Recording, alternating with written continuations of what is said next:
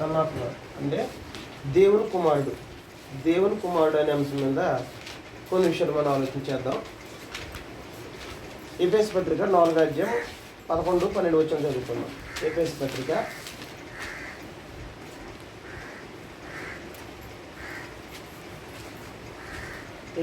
4వ అధ్యాయం 11-12 వచనాలు మనం చదువుతాం. మనమందరము విశ్వాస విషయంలోను దేవుని కుమారుని గూర్చిన జ్ఞాన విషయంలోను ఏకత్వం పొంది సంపూర్ణ పురుషులకు వరకు, అనగా క్రీస్తునకు కలిగిన సంపూర్ణతకు సమానమైన సంపూర్ణత గలవారు మగు వరకు ఆయన ఎలాగో నియమించెను. సరిపోదు. ఇక్కడ అపోజిట్ పౌలు ఎఫెసీలో ఉన్నటువంటి స్థానిక సంఘానికి తెలియజేసిన సమాచారం ఏంటంటే, సంఘం అంటే యేసుక్రీస్తు రక్తం చేత పరిశుద్ధపరచబడి పరిశుద్ధంగా ఉండడానికి పిలబడిన సంఘం. పరిశుద్ధపరచబడినట్టు మీరు ఎలా ఉండాలంటే ఏకత్వం కలిగి ఉండాలన్నాడు. ఎందుకు ఏకత్వం కలిగి ఉండాలంటే ఇక్కడ మాట్లాడుతున్నాడు, మనమందరమును విశ్వాస విషయంలోనూ దేవుని కుమారుని జ్ఞానం విషయంలోనూ మనందరం ఏం పొందుండాలంట? ఏకత్వం. అంటే దేవుని కుమారుడు అంటే ఏం పొందాలంట? అందరిదని ఏకత్వం ఉండాలి. దేవుని కుమారుని విషయం జ్ఞాన విషయంలో అందరూ ఏం కలిగి ఉండాలమ్మా? ఏకత్వం కలిగి ఉండాలి. ఏకత్వం ఎందుకు కలిగి ఉండాలంటే క్రీస్తుకు కలిగినటువంటి సంపూర్ణతను మనం సాధించాలంటే, అంటే ఎవరైతే రక్షించబడ్డారో రక్షించబడిన వారు క్రీస్తుకు కలిగినట్టు సంపూర్ణత మనం సాధించాలి. అంటే సంపూర్ణ పురుషులు అవ్వాలి. యేసుక్రీస్తు వారు భూలోకం ఉన్నప్పుడు ఎలాగైతే సంపూర్ణుడో అలాగే మనందరం కూడా ఏమేయాలంటే సంపూర్ణ పురుషత్వం.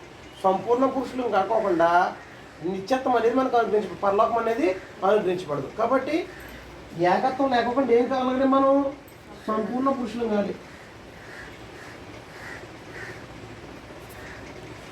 సంపూర్ణ పురుషులు కావాలంటే మనం ఏం కలిగి ఉండాలి? తల్లిగా ఏకత్వం కలిగి ఉండాలి. ఏకత్వం అంటే అందరితో కూడా ఒక్కటే విశ్వాసం ఉండాలి. ఒక్కటే విశ్వాసం అయి ఉండాలి. ఏముండాలమ్మా? అందరితో కూడా ఒకటే విశ్వాసం ఉండాలి. మనమందరము అంటే అక్కడ మాట్లాడుతుంది క్రైస్తవులు. ఎఫెసీలోని స్థానిక సంఘంతో అపోస్తలులు మాట్లాడుతూ మనందరము విశ్వాస విషయంలో, 2 దేవుని కుమారుడి జ్ఞాన విషయంలోనూ మనందరం ఏం పొందుండాలంటే ఏకత్వం పొందాలి. ఏకత్వం లేకుండా ఏం కాలేము? సంపూర్ణ పురుషులం కాలే. కాబట్టి ఏకత్వం అంటే అర్థం ఏంటి? అంటే అందరూ కూడా ఒకటే, అందరూ ఒక్కటే విశ్వాసం ఉండాలి దేవుని కుమారుడు అంటే. మరి ఇప్పుడు దేవుని కుమారుడు అంటే అందరితో ఒకటే విశ్వాసమా? దేవుని కుమారుడు అంటే నా విశ్వాసం ఏంటో, ఈయన విశ్వాసం ఏంటో, నాయన విశ్వాసం, మీ విశ్వాసం, ఈయన విశ్వాసం, అందరితో కూడా ఏమి ఉండాలి? ఒకటే విశ్వాసం ఏంటో అప్పుడు ఏముంటుంది? ఏకత్వం. అలాగే సంఘంలో ఎంతమంది అయితే ఉంటారో వారందరితో కూడా ఏమి ఉండాలంటే అందరితోని ఒకటే విశ్వాసం ఉండాలి. కానీ సంఘానికి వస్తారు, అడిగితే ఒక్కొక్కరు ఏం చెప్తున్నారు? ఒక్కో రకంగా చెప్తున్నారు. పైగా ఏమంటారండి? ఎవరి విశ్వాసం అందండి. ఎవరి విశ్వాసం అందని బైబిల్ ఎందుకు? విశ్వాసం ఒకటందా లేకపోతే ఎవరి విశ్వాసం అందని గ్రంథం? విశ్వాసము ఒకటైనప్పుడు మరి ఏమంటున్నారు? మన సింపుల్గా మాట్లాడుతుంటారు. ఏమంటారు? ఇలాగన్నాం అనుకోండి, అలాగా మీ ఇష్టం, మీ విశ్వాసం మీదేంటి, మా విశ్వాసం మాది. మీ విశ్వాసం ఒకటి, మా విశ్వాసం ఒకటి, అందరిది కూడా ఏమైండాలి? ఒకటే విశ్వాసం ఉండాలి. లేకపోతే ఏం లేదు, మన అందరము ఏకత్వం లేదు. ఏకత్వం లేకుండా సంపూర్ణ పురుషులు కాదు. సంపూర్ణ పురుషులు కావడానికి మనందరం ఏముండాలంటే విశ్వాస విషయంలో దేవుని కుమారుని కూర్చున్న జ్ఞాన విషయంలో ఏకత్వం. దేవుని కుమారుని కూర్చున్న జ్ఞాన విషయంలో అంటే అర్థం ఏంటి? దేవుని కుమారుడు అంటే అందరూ కూడా అందరితో కూడా ఏమి ఉండాలి? అందరితో కూడా ఒకటే విశ్వాసం ఉండాలి. దేవుని కుమారుడు అంటే అందరితో కూడా ఒకటే విశ్వాసం ఉండాలి. అది బైబిల్ చెప్పినటువంటి విశ్వాసం అయి ఉండాలి.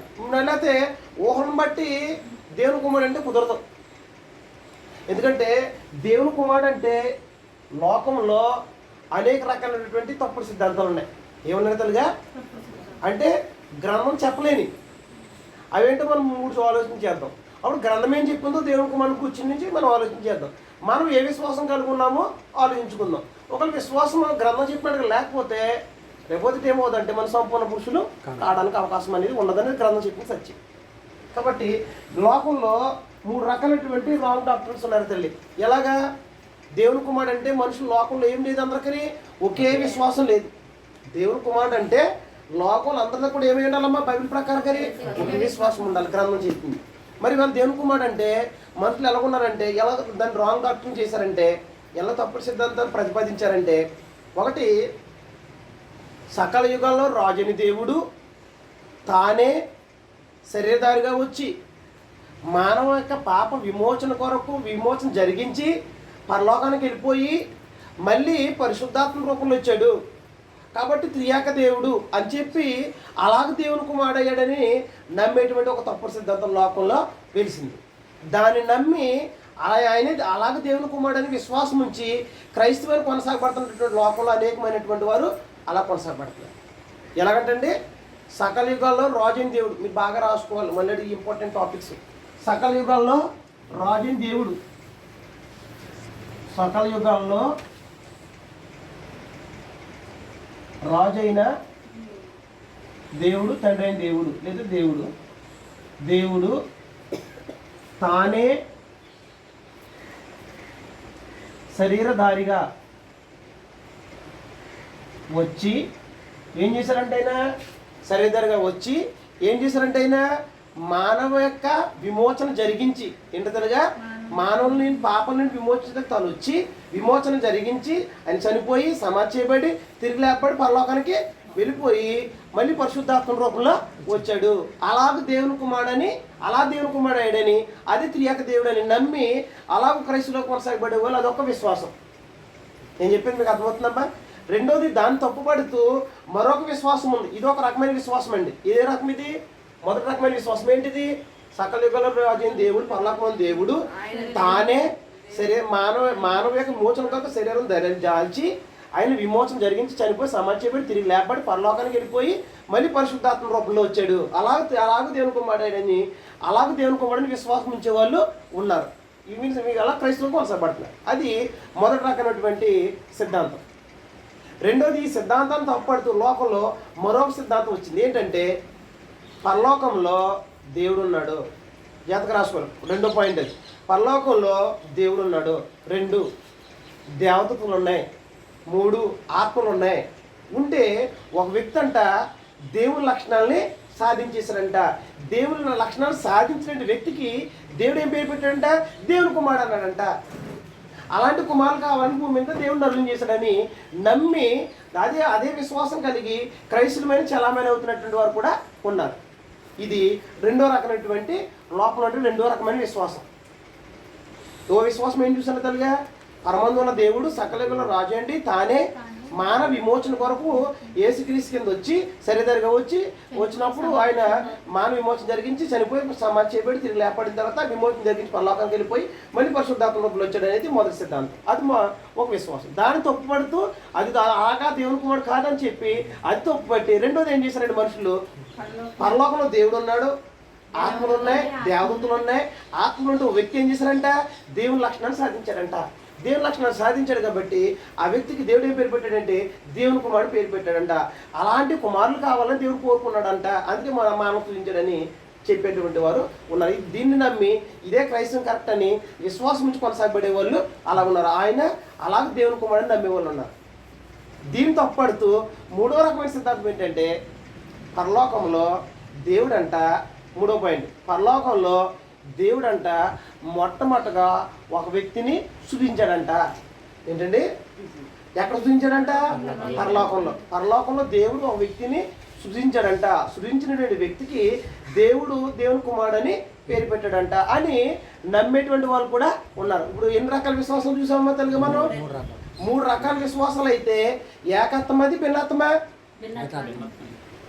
ఎందుకని 3 రకాల విశ్వాసం అంటే నాదే విశ్వాసము, తేజ గారిది అది విశ్వాసం ఉండాలి, వాళ్ళ అమ్మగారిది అది విశ్వాసం ఉండాలి, అన్న గారిది, శ్రీనివాస గారిది, భారతి గారిది, బ్రదర్ గారిది, తల్లి గారిది, అందరితో కూడా ఏ విశ్వాసం ఉండాలి? ఒకటి విశ్వాసం ఉండాలి. మరి ఇప్పుడు ఎన్ని రకాలు ఉన్నాయి లోకంలోని? ఇంకా అనేకమైన ఉన్నాయి. ప్రత్యేకమైన చలామైన ఎక్కువ ఉన్నాయి. ప్రత్యేకంగా లోకంలో చలామైనటువంటి విశ్వాసాలు ఏంటి? ఏ నమ్ముతున్నారు ఎక్కువ. ఇంకా అనేకమైన ఉన్నాయి. కానీ మనం 3 తీసుకున్నాం. అటు 3 రకాలైన విశ్వాసం కలిగి ఉంటే అది ఏకత్వ భిన్నత్వమ్మా? భిన్నత్వం. ఏంటంటే మూడు రకాల విశ్వాసాలు. సకల యుగాలు రాజు అయిన దేవుడే, పరమందుల దేవుడు తానే మానవ విమోచన జరిగించడం శరీరానికి వచ్చి యేసుక్రీస్తు కింద వచ్చి చనిపోయి తిరిగి లేపబడి పరలోకానికి వెళ్ళిపోయిన తర్వాత పరిశుద్ధాత్మ రూపంలో వచ్చేసాడని నమ్మి అది విశ్వాసం అని నమ్మే వాళ్ళు ఉన్నారు. అలా దేవుని కుమారుడు. రెండోది పరలోకంలో దేవదూతలు ఉన్నాయి, దేవుడు ఉన్నాడు, ఆత్మ నుండి ఒక వ్యక్తి దేవుని లక్షణాలు సాధించాడు కాబట్టి దేవుని కుమారుడు పేరు పెట్టాడట. అలా దేవుని కుమారుడు నమ్మే వాళ్ళు కూడా ఉన్నారు. మూడో రకమైన విశ్వాసం ఉంది ఏంటంటే, దేవుడంట మొట్టమొదటిగా పరలోకంలో ఒక వ్యక్తిని సృజించాడు కాబట్టి అలాంటి కుమారుడు కావాలని సృజించాడంట. అలాంటి కుమారుడు కానీ భూమిని కూడా కుమారుడు చేయాలండి. ఈ కథలో ఇవన్నీ కూడా గ్రంథం యొక్క ఆధారం లేనటువంటివి. ఎందుకని ఇది మనుషులు ఊహలోంచి పుట్టినాయి. దేవుని కుమారుడు అంటే ఊహలోంచి పుట్టడు. అది నిజంగా వాస్తవానికి దేవుని కుమారుడు అంటే అర్థమేంటో గ్రంథం చెప్పాలి. సృజించబడితే ఏముండదు తెలుగా, యేసుక్రీస్తు వారు సృజించబడలేదు. ఈ సృజించబడితే ఏముండదు, దేవత్వం ఉండదు, దేవుడు అంటే అవకాశం లేదు. చూద్దాం లూకా సువార్త 3వ అధ్యాయము 38 వచ్చిన చూద్దాం. మనం 3 రకాలైనటువంటి భిన్నాభిప్రాయాలు చూసాం, 3 రకాల విశ్వాసాలు. అప్పుడు ఏమవుతుంది, ఏకాత్మ తెలుగే భిన్నాత్మ అండి. ఏకత్వం రాకుండా ఏం రాదు, సంపూర్ణ పురుషులు మనము కాలి. సృజించబడితే ఈ పాయింట్ ఏం రాసుకోవాలంటే తెలుగా, యేసుక్రీస్తు వారిని ఏం చేశారు, దేవుడు పరలోకంలో మొట్టమొదటిగా సృజించాడంట. అలాంటి కుమారులు కావాలని మనుషులు ఏం చేశారు, ఆయన సృజించబడ్డాడని చెప్తున్నారు కదా.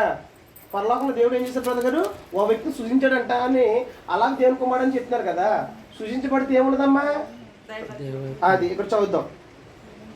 కయ్యేనును ఎనోషుకు, ఎనోష్ షేతుకు, షేతు ఆదాముకు, ఆదాము దేవునికి కుమారుడు. అంటే ఆదాము ఎవరికైనా కుమారుడు, దేవుని కుమారుడు. ఆదాము ఏం చేయబడ్డాడు, వాస్తవానికి ఆదాము దేవుని చేత సృజించబడ్డాడు, కానీ ఆయన దేవుడు కాదు. ఆదాము అంటే సృజించబడితే ఏముండదు, దేవత్వం ఉండదు. మరి యేసుక్రీస్తు పరలోకంలో దేవుడు సృజించాడా అంటే సృజించబడితే ఏముండదు, ఆయన వాస్తవానికి దేవుడు అయింటానికి అవకాశం లేదు. అంటే దేవుడు అయింటాకి దేవత్వం అయింటాడు, దేవత్వం కలిగిన వాడు అంటాకి అటువంటి రుజువులు ఉండవు. ఎందుకని సృజించబడితే ఏముండదు, దేవత్వం ఉండదు. దేవత్వం అంటే దేవుడు అయింటానికి అవకాశం అనేది లేదు. ఎందుకని ఆదాము దేవునికి కుమారుడు అన్నాడు. ఆదాము దేవుని కుమారుడు అంటే దేవుని కుమారుడుగా పిలబడ్డ దేవుని కుమారుడే, దేవుడు చేశాడు కాబట్టి దేవుని కుమారుడే. అంత మాత్రం ఆదాము దేవుడు ఏం చేశాడు, సృజించాడు.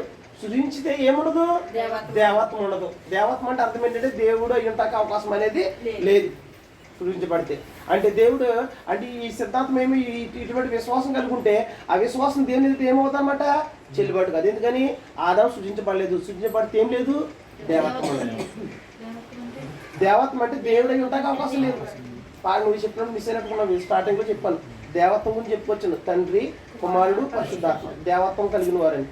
కానీ మీరు ఆ పాటలు అందుకనమాట కంటిన్యూ ఎందుకు ఉంటుందంటే లింక్ ఉంటుందని ఎందుకన్నారంటే ఎందుకనమాట కంటిన్యూ ఉంటేనే అర్థం. దేవత్వం అంటారుగా దైవ వ్యక్తిత్వం కలిగిన వారు అంటే దేవుడు అయి ఉన్నాడని అర్థం.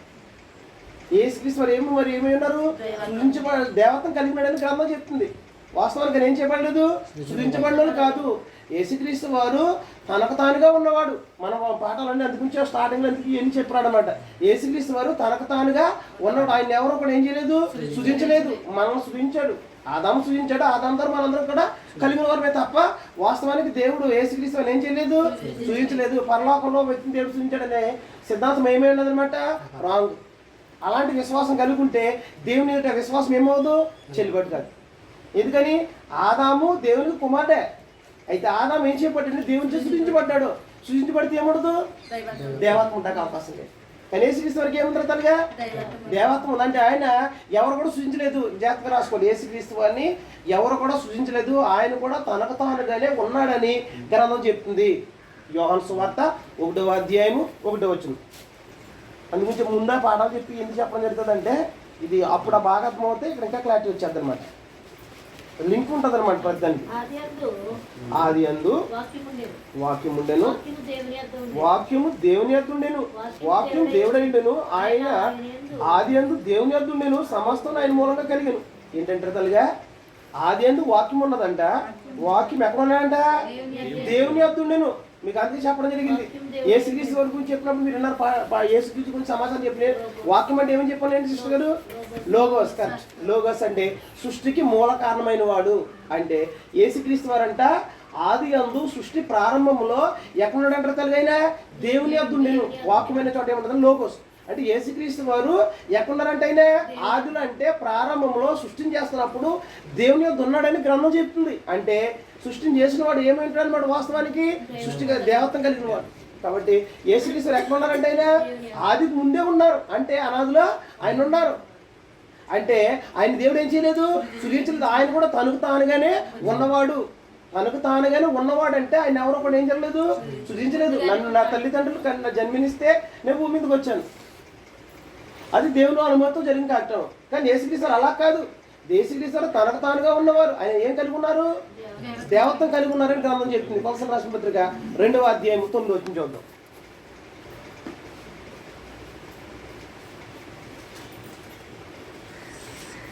కొలసి 2:9 అమ్మ, 183వ పేజీ.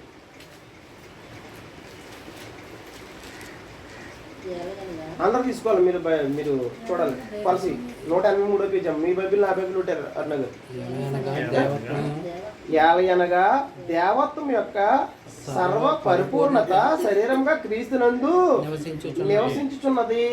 ఏంటంటే తల్లిగా యాలి అనగా దేవత్వం యొక్క సర్వ పరిపూర్ణత ఎలా నివసించిందంట, శరీరంగా నివసించింది. ఎక్కడ, క్రీస్తు ప్రభువులో. అంటే యేసుక్రీస్తు ఏమైనారంటే తల్లిగా దేవత్వం కలిగిన వాడైనా ఎగిలినాడు. తల్లిగా దేవత్వం కలిగిన వాడు అంటే యేసుక్రీస్తు వారు తనకు తానుగా ఉన్నవాడు. ఆయన దేవత్వం కలిగి సూచించబడితే ఏముండదని చూసాం తల్లి మనం, దేవత్వం ఉంటాక అవకాశం. ఎందుకంటే ఆదాము నరుడు దేవుని చేత సృజించబడిన వాడు.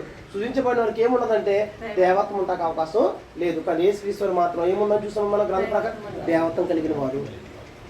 దేవత్వం కలిగిన వారు అనే గ్రంథము సెలవు చేయాలనగా దేవత్వం యొక్క సర్వ పరిపూర్ణత ఎక్కడ నివసించిందంటే తల్లిగా శరీరముగా క్రీస్తునందు నివసించింది. అంటే ఏమో యేసుక్రీస్తు ఏం కలిగిన వారు అనమాట, దేవత్వం కలిగిన వారు. దేవత్వం కలిగిన వారని గ్రంథం చెప్తుంది. అంటే లోకంలో చెప్పినట్లుగా యేసుక్రీస్తు తండ్రి పరమందు ఉన్న దేవుడు, సకల యుగముల రాజైన దేవుడు తానే మానవ విమోచన కొరక యేసుక్రీస్తు వారిగా భూలోకానికి వచ్చి మానవ విమోచన కొరకు చనిపోయి సమాధి చేయబడి తిరిగి లేపడి పరలోకానికి వెళ్ళిపోయి పరిశుద్ధాత్మ రూపంలో తిరిగి వచ్చాడనే సిద్ధాంతం ఏముంటుందంటే ఫాల్స్ అని అంటారు. అటువంటి విశ్వాసము కరెక్ట్ కాదు. రెండో రకమైన విశ్వాసం దాన్ని తప్పు అడుతూ రెండో రకమైన విశ్వాసం ఏంటంటే పరలోకంలో దేవుడు ఉన్నాడు, ఆత్మలు ఉన్నాయి, దేవదూతలు ఉంటే ఒక వ్యక్తి దేవుని లక్షణాలు సాధించారంట, ఆ సాధించిన వ్యక్తికి దేవుని కుమారుని పేరు పెట్టాడు అనేటువంటి దీన్ని తప్పడుతూ మరో సిద్ధాంతం తెలిసింది ఏంటంటే పరలోకంలో దేవుడు మొట్టమొదటి ఒక వ్యక్తిని సృజించాడంట. సృజించబడితే ఆ సృజించబడిన వ్యక్తికి దేవుడు ఏం పేరు పెట్టాడంట, యేసు దేవుని కుమారుని పెట్టాడు. అప్పుడు అది ఏమీ ఉండదంటే దేవుని కుమారుడు అన్నట్లయితే వాస్తవానికి అలా దేవుని కుమారుడు అన్నట్లయితే ఆదాం కూడా దేవుని కుమారుడే. ఆదాం దేవుని కుమారుడు అనబడ్డాడు, కానీ ఆదాం ఏం చెప్పబడి దేవుని చేత సృజించబడ్డాడు. సృజించబడితే ఏముండదని చూసామంటే దేవత్వం ఉంటాక అవకాశం లేదు. అంటే ఆ సిద్ధాంతాలు ఏమైనా అనమాట రాంగ్. మనం గుర్తుపెట్టుకోవాల్సిన సమాచారం అంటే 3 రకాలైనటువంటి విశ్వాసాలు చూసాం. 3 రకాల విశ్వాసాలు ఒకే విశ్వాసం ఉన్నదా, దీంతో పడుతూ ఆ సిద్ధాంతంతో పడుతూ ఈ సిద్ధాంతం మరొక సిద్ధాంతం, అలాగే అనేక రకమైన విశ్వాసాలు ఉన్నాయి. కానీ అవి ఏం రావాలంటే దేవుని కుమారుని కూర్చున్న విషయంలో క్రైస్తవులందరూ కూడా ఒకే విశ్వాసం కలిగి ఉండాలి. అప్పుడు ఏమవుతుందంటే ఏకత్వం కలిగి దేవుని కుమారుడు జ్ఞాన విషయంలో అందరికీ ఏం కలిగి ఉండాలి, ఏకత్వం కలిగి. అప్పుడు ఏకత్వం కలిగితేనే కానీ ఏం కలిగి ఉండమను సంపూర్ణ పురుషులు కావాలి. సంపూర్ణ పురుషులు కావాలి ముందు ఏం కావాలి, ఫస్ట్ ఏకత్వం కావాలి. ముందు అందరితో ఒకటే రకమైన విశ్వాసమా ఆలోచించినట్లయితే అందరితో ఒకటే విశ్వాసం అయితే అందరూ ఏకత్వం కలిగి ఉంటే అప్పుడు సంపూర్ణ పురుషులు అవడానికి అవకాశం ఉంది. ముందు ఏకత్వమే లేకుండా సంపూర్ణ పురుషులు ఎలాగవుతాం? 3 రకాలైనటువంటి విశ్వాసాలు కలిగినట్లయితే అదేమో భిన్న అభిప్రాయాలు, భిన్న విశ్వాసాలు. అప్పుడు ఏమవుతుంది, ఏకత్వంగా రాకుండా సంపూర్ణ పురుషులు కాలే. కాబట్టి సృజించబడితే ఏముండదంటే దేవత్వం ఉండడానికి అవకాశం లేదు. మనము చూసినట్లయితే మనుషులు కొంతమంది 3 రకాల సిద్ధాంతాలు చూసారు కదమ్మా. ఇంకోటి ఏంటంటే మనుషులు ఏం చేశారంటే మొదటి కొరింథీ రాసిన పత్రిక 1:31 ఉన్నటువంటి జ్ఞానాన్ని తీసుకెళ్ళిపోయి మనుషులు ఏం చేశారంటే దీన్ని మరొక సిద్ధాంతాన్ని స్థాపించడం కోరుకున్నారు మనుషులు. అంటే లేఖనాలను వక్రీకరించి, అంటే లేఖనాలను అపార్థం చేసి మొదటి కొరింథీ 1:31 అతిశయించి 1వ అధ్యాయం 37లో అతిశయించువాడు ప్రభునందే అతిశయింపవలెనని అని వ్రాయబడినది నెరవేరినట్లు దేవుని మూలముగా ఆయన మనకు జ్ఞానము, నీతియు, పరిశుద్ధతయు, విమోచనం ఆయన. ఇక్కడ మాట్లాడుతున్న కానీ ఏంటంటే అమ్మా, ఇక్కడ అతిశయించుకోవడం దేని బట్టి అంటే ప్రభునందు ఉన్నవారు ఎవరు అంటే ఇక్కడ ఎలా అంటారు తల్లి అక్కడ చదువురు కదా, ఎవరైతే లోకం నుంచి ప్రత్యేకించబడ్డారో, ఎవరైతే సంఘంగా పిలబడ్డారో, ఎవరైతే క్రీస్తులోకి వచ్చారో అలాంటి వారికి యేసుక్రీస్తు వారు ఏమైనారంటే, యేసుక్రీస్తు వారు కూర్చుని సంగతులు అక్కడ మాట్లాడుతున్నారు. ఏంటంటే ఒకటి జ్ఞానం, ఏంటమ్మా ఒకటి జ్ఞానం, 2 విమోచన, 3 నీతి, 4 పరిశుద్ధత. అంటే ఇక్కడ యేసుక్రీస్తు వారిని 4 ప్రత్యేకమైన కోణాల్లో ఇక్కడ దేవుడు మాట్లాడడం అనేది జరుగుతుంది. ఇక్కడ కొరింథీయులో ఉన్న స్థానిక సంఘానికి ఆయన ఏమై ఉన్నాడంటే జ్ఞానమై ఉన్నాడు, నీతి అయి ఉన్నాడు, 3 పరిశుద్ధత అయి ఉన్నాడు, 4 విమోచన. ఎవరి గురించి మాట్లాడుతుంది ఇది? అది ఇక్కడ రాసుకుంటుందిగా, నూతన సృష్టికి సంబంధించిన జ్ఞానం ఇది. ఏ జ్ఞానం ఇది? నూతన సృష్టికి సంబంధించింది జ్ఞానం. ఈ జ్ఞానం తీసుకెళ్ళి ఇక్కడ జ్ఞానం అన్నాడు కదండి అమ్మ, బాగా అర్థం చేసుకుని ప్రయత్నించండి. ఇక్కడ జ్ఞానం అన్నాడు కదా, ఈ జ్ఞానం పట్టుకెళ్ళిపోయి సామెతల గ్రంథం 8వ అధ్యాయం 22వ వచనానికి కోట్ చేసి అక్కడ జ్ఞానం ఈ జ్ఞానం అన్నాడు కదా, అది కూడా జ్ఞానం పుట్టింది అన్నాడు. అందుకే యేసుక్రీస్తు లోకం పుట్టక మునిపే ఆయన పరలోకంలో దేవుడు ఆయన్ని కన్నాడని మరొక సిద్ధాంతం లోకంలో వేసింది. ఏ జ్ఞానం తీసుకెళ్ళారు తల్లిగా? ఇక్కడున్న జ్ఞానం ఉన్నా చూసారా, యేసుక్రీస్తు ఆయన అంటే క్రీస్తు ప్రభువారు మనకు అంటే క్రైస్తవులకి జ్ఞానము, నీతియు, పరిశుద్ధతయు, విమోచన. ఇక్కడ జ్ఞానం అన్నాడు కదా, ఈ జ్ఞానం అన్నాడు కాబట్టి ఇక్కడ మాట్లాడుతున్న కాంట్రాస్ట్ ఏంటి, ఇక్కడ సందర్భం ఏంటి, ఎవరి గురించి మాట్లాడుతుంది తెలియకోకుండా మనుషులు ఏం చేశారంటే ఈ జ్ఞానం పట్టుకెళ్ళిపోయి ఏ జ్ఞానానికి లింక్ చేశారు? సామెతల గ్రంథం 8, ఇది ఇలా పట్టుకుని అక్కడికి రండి. సామెతల గ్రంథం 8వ అధ్యాయం. ఆ లోక జ్ఞానం అంటే కదరుతుంది. అక్కడ ఏంటంటే భౌతికమైన సృష్టికి సంబంధించిన జ్ఞానం. అది 8వ అధ్యాయం 22వ వచనం.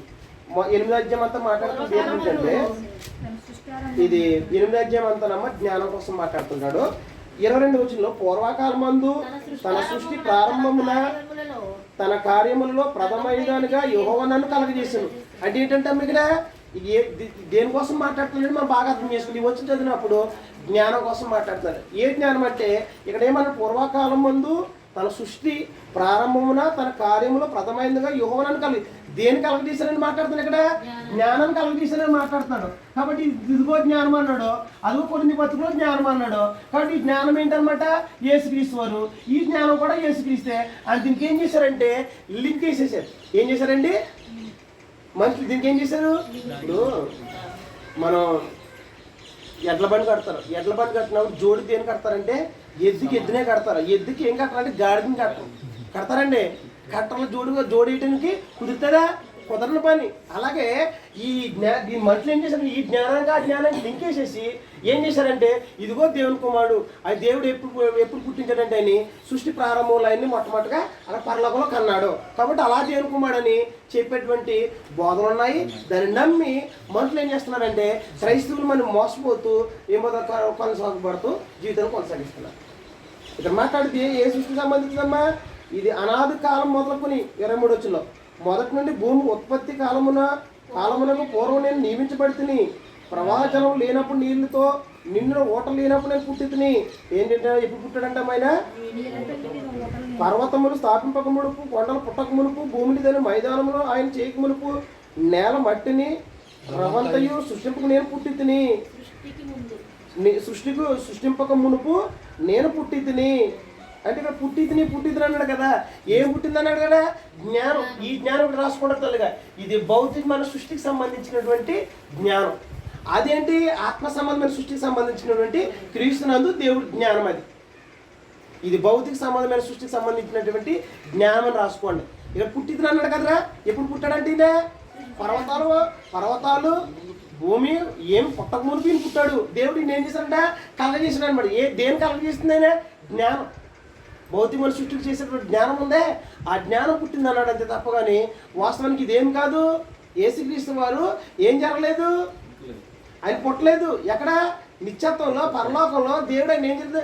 ఆయన అన్నాడు 22వ వచనంలో చెప్పాడు కదా, సృష్టి ప్రారంభమున ఏం చేశాడంటే తనకు కార్యం ప్రథమైన యెహోవా నన్ను కలగజేశానంటే దేవుడు ఏం చేశాడంటే తల్లిగా యేసుక్రీస్తు వారిని అక్కడ పుట్టించాడు అని మాట్లాడుతుంటారు. దేనికి లింక్ చేశారు తల్లిగా? మొదటి కొరింథీ పత్రిక 1వ అధ్యాయం 31వ వచనానికి 8వ అధ్యాయం లింక్ వేసేసి అక్కడ జ్ఞానం అన్నాడు. ఇదిగో జ్ఞానం పుట్టింది అన్నాడు. యేసుక్రీస్తు ఎక్కడ పుట్టాడంట? పరలోకంలో పుట్టాడు. యేసుక్రీస్తు పరలోకంలో పుట్టాడా లేకపోతే ఎక్కడ పుట్టాడో గ్రంథం తేటగా మాట్లాడుతుంది. అది యోహాను సువార్త 3వ అధ్యాయము 16వ వచనం.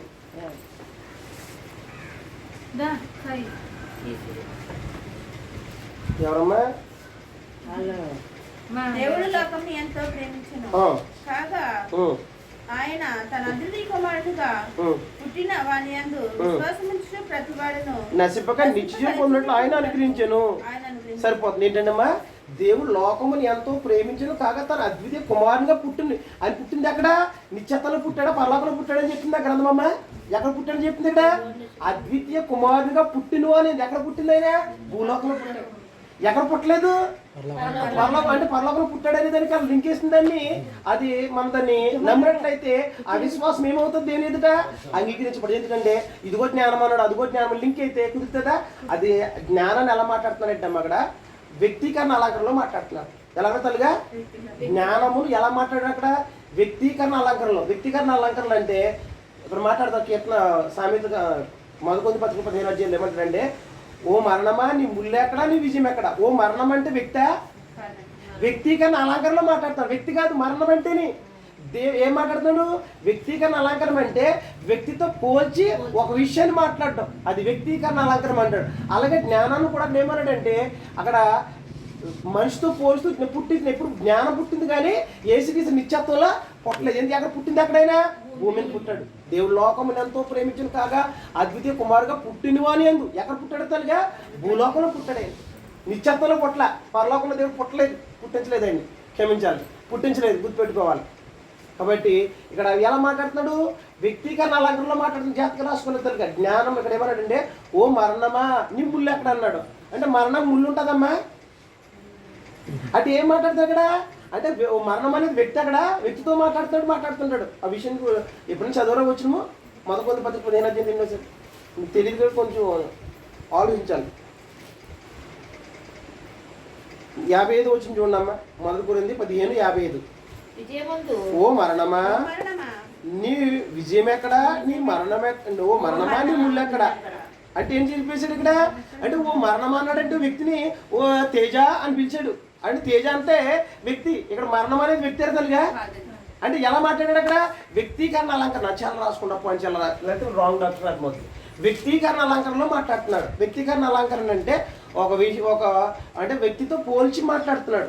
జ్ఞానం వాడు పుట్టిస్తున్నాడని జ్ఞానం పుట్టిందంటే అక్కడ వ్యక్తేనా? వ్యక్తీకరణ అలంకరణలో మాట్లాడు. ఎక్కడ? సామెతల 8వ అధ్యాయంలో. ఆ వాస్తవం తీసుకోవాల్సింది ఏంటంటే సామెతలు అనే వాస్తవానికి ఆయన రాజు, ఆయన ప్రవక్త కాదు. ఆయన తనకు 3000 సామెతలు రాశాడు. ఆయన ఎవరు? సొలొమోను గారు. కాబట్టి ఆయన దేవుడు ఆయనకి ఇచ్చిన జ్ఞానాన్ని బట్టి ఆయన భూలోకంలో జ్ఞానవంతుడు కాబట్టి ఆయన రాశాడు. ఆయన సామెతలు మనం పరిగణలోకి తీసుకోవాల్సిన అవసరం లేదు. ఈ ఆత్మ సంబంధమైన జ్ఞానానికి సంబంధించినవి కాదు. ఏం కాదు సామెత కాదు. భౌతికంగా కొన్ని విషయాలకి తీసుకోవాల్సిందే తప్ప మనం దాన్ని ఆచరణలోకి తీసుకోవడానికి అనుమతి అనేది లేదు.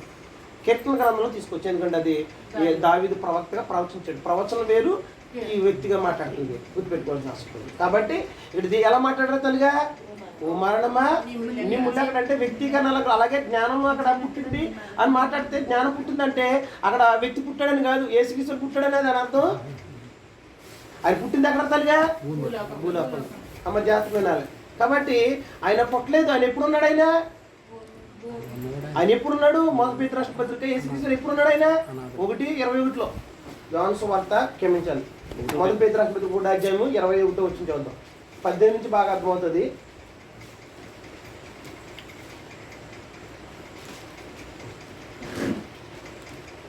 అందరూ తీసుకోండి. అమూల్యమైన రక్తం చేత అనగా నిర్దోషమును నిష్కలంకన గొర్రెపిల్ల వంటి క్రీస్తు రక్తం చేత విమోచించబడుతుంది మీరు ఎదురు కదా. ఆయన జగత్తు పునాది వేయబడక మునిపే నియమింపబడిను. ఇంత జరిగింది తల్లిగా.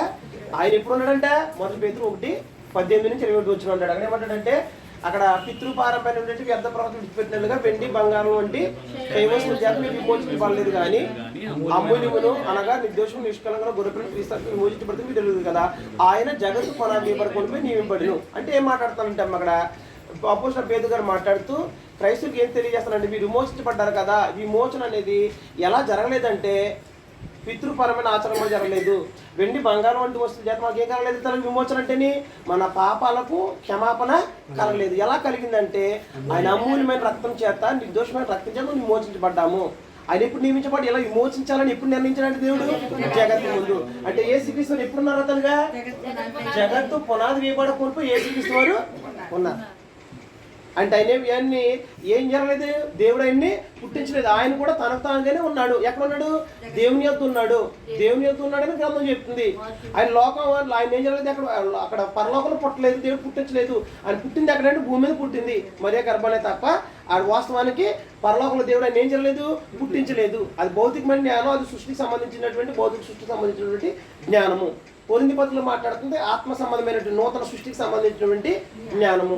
అది వాస్తవమైన సమాచారం. కానీ యేసుక్రీస్తు వారు ఏం జరగలేదంటే సృజించబడలేదు. సృజించబడితే ఏముండదంటే దేవత్వము ఉండదు. మరి ఇది మనము 3 రకాల విషయాలు చూసాం, 4వ రకం కూడా చూసాం. ఎలాగా? వాడు సకల యుగాల రాజు అయిన దేవుడు తానే శరీరధారిగా భూమి మీదకి వచ్చి మానవ విమోచన కొరకు పాప విమోచన జరిగించి పరలోకానికి వెళ్ళిపోయి తిరిగి పరిశుద్ధాత్మ రూపంలో వచ్చాడు. అలాగూ దేవుని కుమారుడు, అలాగే త్రియేక దేవుడు అని నమ్మే వాళ్ళు ఉన్నారు. బైబిల్లో ఉండదు కానీ త్రియేక దేవుడు అని చెప్తుంటారు. అది గ్రంథం ఎవిడెన్స్ లేదు. అదొక విశ్వాసం. దాన్ని నమ్మి కొనసాగబడే వాళ్ళు ఉంటారు. ఆ విశ్వాసం అదొక విశ్వాసం. 2 లోకంలో ఇంకో విశ్వాసం దాంతో పడుతూ, రెండోది ఏంటంటే పరలోకంలో దేవదూతలు ఉన్నాయి, దేవుడు ఉన్నారు, ఆత్మలు ఉన్నాయి, ఒకేలో ఉంటాయి. ఒక వ్యక్తి ఏం చేశారంటే దేవుని లక్షణాలని సాధించాడంట. సాధించిన వ్యక్తికి దేవుడు ఏం పేరు పెట్టాడంట? దేవుని కుమారుడు అని పేరు పెట్టాడంట. ఇలాగ దేవుని కుమారుడిని నమ్మి కొనసాగబడే వాళ్ళు ఉన్నారో ఇది దేవుని ఎదుట అంగీకరించబడదు. 3వ విశ్వాసం దీంతో పడుతూ, పరలోకంలో దేవుడు ఒక వ్యక్తిని ఏం చేశారంట? సృజించాడంట. సృజించిన వ్యక్తికి దేవుడు ఏం పేరు పెట్టాడంట? దేవుని కుమారుడు అని పేరు పెట్టాడంట. అయితే ఆ విశ్వాసం అంగీకరించబడుతుందా అంటే 3 రకాలైనటువంటి విశ్వాసాలు చూసాం మనం. దీంతో పడుతూ 4వదిగా ఏం చూసామంటే, నాలుగోదిగా ఏం చూసామంటే అక్కడ 1 కొరింథీ పత్రిక 1:31 జ్ఞానం తీసుకుని క్రీస్తు ప్రభువులో 4 ప్రత్యేకమైన సంగతులు ఉన్నాయి. 4 ప్రత్యేకమైన సంగతులు మాట్లాడాడు.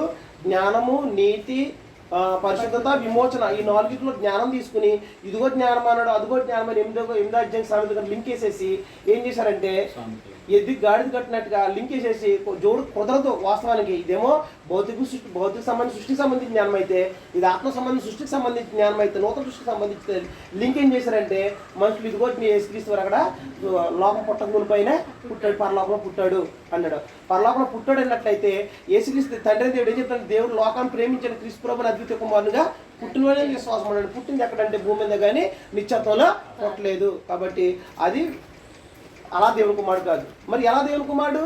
సకల యుగాల్లో రాలేని దేవుడు తానే సరితగా రాలేదు. రెండోది, ఒక వ్యక్తి దేవుని లక్షణాలు సాధిస్తే దేవుని కుమారుడు కాలేదు. దేవుడు ఆయన సృజించలేదు. రెండోది, అది భౌతికమైన సృష్టికి సంబంధించిన జ్ఞానం, ఆత్మ సంబంధించిన సృష్టికి సంబంధించిన జ్ఞానం అయితే అలా దేవుని కుమారుడు. దేవుని కుమారుడు అంటే అర్థం ఏంటి? ఏసు దేవుని కుమారుడు నమ్మాలండి, నమ్మాలి ఖచ్చితంగానే. ఇప్పుడు ఎఫెసీ 4:11-12 ప్రకారం తీయద్దు చదవండి. మనందరం విశ్వాస విషయంలో దేవుని కుమారుని గురించి జ్ఞాన విషయంలో ఏకత్వం పొందాలి. అంటే దేవుని కుమారుడు అంటే అందరికీ క్రైస్తవులందరూ కూడా ఒకే విశ్వాసం ఉండాలి. మరి దేవుని కుమారుడు అని నమ్మకపోతే అవకాశాలు నిత్యం లేదా? యోహాను సువార్త 20వ అధ్యాయము 21 చూద్దాం, 30-31 చూద్దాం. యోహాను సువార్త 20వ అధ్యాయము 30 నుంచి 31 వరకు చూద్దాం. అందరూ తీసుకోండి. పేజీ నెంబర్ వచ్చి 102వ పేజీ చదవాలండి. అన్నగారు అందరూ తీయండి. మరియు అనేకమైన ఇతర సూచక్రియలు యేసు తన శిష్యులకు చేసెను. అవి ఈ గ్రంథమందు రాయబడి ఉండలేదు కానీ, అప్పుడు అర్థం చేసుకోండి, యేసు దేవుని కుమారుడైన క్రీస్తుని మీరు నమ్మునట్లును నమ్మి ఆయన నామమందు జీవం పొందినట్లు ఇవి రాయబడినవి. ఏంటంటమ్మా? అనేక అద్భుత సూచనలు చేశాడు కానీ అవన్నీ ఇప్పుడు గ్రంథంలో రాయబడలేదు. కాబట్టి అది దానికంటే ప్రాముఖ్యంగా ఏం చెప్పుకొచ్చాడంటే, యేసు దేవుని కుమారుడైన క్రీస్తుని మీరు నమ్మునట్లును నమ్మి ఆయన నామందు జీవం పొందినట్లుగా ఇవి మీకు రాయబడ్డాయి. అంటే లేఖనాల్లో ఏం రాయబడ్డాయి అనమాట? లేఖనాల్లో యేసు దేవుని కుమారుడని నమ్మాలి. నమ్మకపోతే నిత్యం రాదా? రాదు. ఆ వచ్చిన ప్రకారం చూడండి. అక్కడ అది యోహాను సువార్త యొక్క ముఖ్య ఉద్దేశాన్ని మాట్లాడుతుంది. ఏంటంటే యేసు దేవుని కుమారుడైన క్రీస్తుని మీరు నమ్మునట్లు నమ్మి ఆయన నామాన్ని ఏం పొందాలంట? జీవం పొందాలి. అంటే యేసు దేవుని కుమారుడని నమ్మకపోతే అయితే నీకు జీవం అనుగ్రహించబడదా? అనుగ్రహించబడదు. అంటే ముందు వాళ్ళకి జీవం అనుగ్రహించబడకపోతే పరలోకం ఎక్కడ వెళ్తావు? యేసు దేవుని కుమారుడని ఏమి నమ్మాలంటే అన్నగారు? యేసు దేవుని కుమారుడని నమ్మాలి. నమ్మి ఇంకేమన్నాడు అక్కడ? మీరు నమ్మునట్లును నమ్మి ఆయన నామం ఏం పొందాలి? జీవం పొందాలి. అంటే యేసు దేవుని కుమారుడు అంటే మనం ఖచ్చితంగా నమ్మకపోతే ఏం లేదు. ముందు నిత్య జీవం పక్కనెట్టండి. ముందు మనం దేవుని వల్ల కలిసి జీవం నుంచి వేరు చేయబడ్డాం. ఆ జీవమే పొందుకోకపోతే పరలోకం ఎక్కడ వెళ్తాం? ఆ జీవం నీకు మళ్ళీ అనుగ్రహించబడాలంటే ఏమి నమ్మాలమ్మా అన్న గారు? ఈ జీవం మనం పొందుకోవాలంటే పాపం చేసి మనం మాట్లాడుకున్నాం. మన యేసుక్రీస్తు లోకానికి ఎందుకు వచ్చాడంటే యేసుక్రీస్తు రాక మునుపు ఏం జరిగిందని పరిస్థితులు మరణానికి పాపానికి మనుషులు ఏమైపోతారుగా అపాధికి దోషలు అయిపోయారు. కాబట్టి ఇప్పుడు పాపం చేయడం వల్ల మనుషులు దేవుని వల్ల కలిగి జీవం నుంచి ఏం చేయబడుతున్నారు? వేరు చేయబడుతున్నారు. అంటే ఇప్పుడు జీవం అనేది పోతుంది. జీవం పోయిన వ్యక్తులు ఏం నమ్మాలంటారుగా? యేసు దేవుని కూడా క్రీస్తు మీరు నమ్మునట్లు, మీరు అంటే లోపల మనుషులు నాస్తికులు మన కోసం బతికిరాబడి మీరు నమ్మునట్లు నమ్మి ఆయన నామాన్ని ఏం పొందాలంట? జీవం పొందినట్టు. ఇచ్చి మనం జీవం పొందినట్లు ఇవి రాయబడ్డాయి. అంటే యోహాను సూత్రం రాయబడిన ఉద్దేశం మనం ఒకటి మాట్లాడుతున్నాడు. అంటే మనం ఏమి నమ్మాలంటారు? ఇప్పుడు మనం యేసు దేవుని సరిగ్గా చదవాలి. యేసు దేవుని కుమారుడైన క్రీస్తు అని మనం నమ్మాలి. అంటే యేసు దేవుని కుమారుడైన క్రీస్తు అంటే ఎలా దేవుని కుమారుడు అయ్యాడు? దేవుని కుమారుడు అంటే అర్థం ఏంటి? మనకు దేవుని కుమారుడు అర్థం ఏంటి తెలియాలి. దేవుని కుమారుడు ఎలాగయ్యాడు? ఏమి తెలియక ఒకటి దేవుని కుమారుడు అంటే దేవుని కుమారుడు అయిపోతాడా మనకి? దేవుని కుమారుడు అంటే అర్థం తెలియదు కదా. దేవుని కుమారుడు అంటే ఎలా దేవుని కుమారుడు అయ్యాడు? పరలోకంలో ఉన్న దేవుడు తానే శరీరధారిగా వచ్చి మానవ విమోచన కొరకు యేసుక్రీస్తు కింద వచ్చి చనిపోయి సమాజం విమోచన జరిగించేసి పరలోకానికి వెళ్ళిపోయి పరిశుద్ధాత్మ రూపంలో వచ్చాడు. అలా దేవుని కుమారుడా? రెండు, సకల యుగాల రాజైన దేవుడు మొదట ఒక వ్యక్తిని ఏం చేశాడంటే ఆయన దేవదూతలు ఆత్మలు ఒకేరేలు ఉంటే ఒక వ్యక్తి దేవుని లక్షణాలు సాధించాడని సాధించిన వ్యక్తికి దేవుడు కుమారుడని పేరు పెట్టాడంట. అలా దేవుని కుమారుడిని నమ్మితే అది కరెక్టా? రెండు. మూడోది ఏం చూసామంటే పరలోకంలో దేవుడు ఒక వ్యక్తిని సృజించాడట. సృజిస్తే దేవుడికి ఏమైంది? అతనికి దేవాత్మ ఉండదు అనేది మనం చూసాం. ఆయన యేసుక్రీస్తు తనకు తానుగా ఉన్నాడే కానీ సృజించబడలేదు. అది పూర్వకాలం అంటే ఆయన జగత్తు పునాది వేయబడక మునిపైన ఉన్నాడు అనేది మనం అనాది కాలంలో ఉన్నాడని చూసాం. ఇంకేంటంటే మరి జ్ఞానము ఈ జ్ఞానం కలిపి లింక్ చేసేసారు. అలాగే యేసుక్రీస్తు పుట్టాడంటే కనుక అలా దేవుని కుమారుడు అయ్యాడా? మరి ఈ దేవుని కుమారుడు నమ్మితేనే కదా జీవం అనిపించబడుతుంది. మరి ఎలా దేవుని కుమారుడు అయ్యాడు? ఎక్కడ చూపించాడు?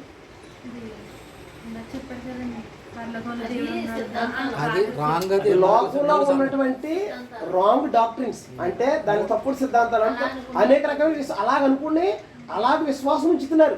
మీకు అర్థం కాలేదు. మూడు సిద్ధాంతాలు రాంగ్. ఎవరు? మొట్టమొదటిగా ఆయనకి దేవుడు ఒక అతన్ని సృజించాడు కదా. ఎవరు చెప్పారు? గ్రంథం ఎక్కడ చెప్పింది? గ్రంథం నుంచి ఎక్కడ ముందు రాంగ్ అని చెప్పి మూడు అంశాలు తీసుకున్నారు కదా. అంటే తలకి మళ్ళీ లేదు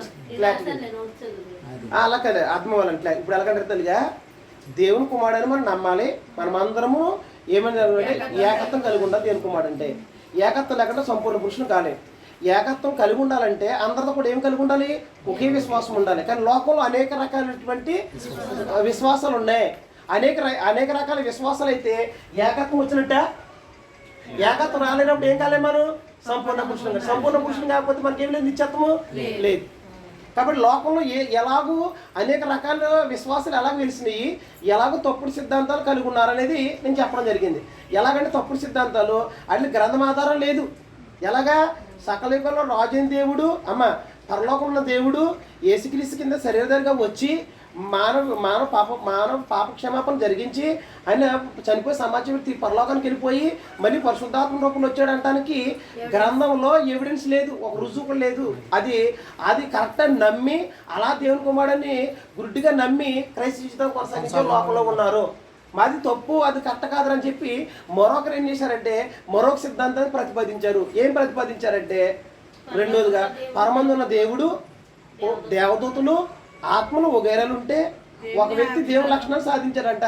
సాధించిన వ్యక్తికి దేవుని కుమారుడు పేరెట్టాడంట అని నమ్మి విశ్వాసం ఉంచేవాళ్ళు లోకంలో ఉన్నారు. కానీ అది కూడా ఏమైనదంటే దీన్ని తప్పుపడుతూ మరొకరు ఆ విశ్వాసం కరెక్ట్ కాదు అని మరొక విశ్వాసం ఏంటంటే పరలోకమున్న దేవుడు ఒక వ్యక్తిని మొట్టమొదటిగా సృజించాడంట. ఆ సృజించిన వ్యక్తికి దేవుని కూడా పేరు పెట్టాడంట అని మనుషులు నమ్మి క్రైస్తవ జీవితాన్ని కొనసాగిస్తున్నారు. ఇలాగ అనేక సిద్ధాంతాలు ఉన్నాయి. కానీ యేసుక్రీస్తు వారు సృజించబడలేదు. ఆయన సృజించబడితే ఏముండదంటే దేవత్వం ఉండక అవకాశం లేదు. ఆదాం సృజించబడ్డాడు. ఆదాంకి ఏమి లేదంటే దేవత్వం కలిగినవాడు కాదు అని దేవుడు కాదు. కానీ యేసుక్రీస్తు వారు ఏం కలిగి ఉన్నారు?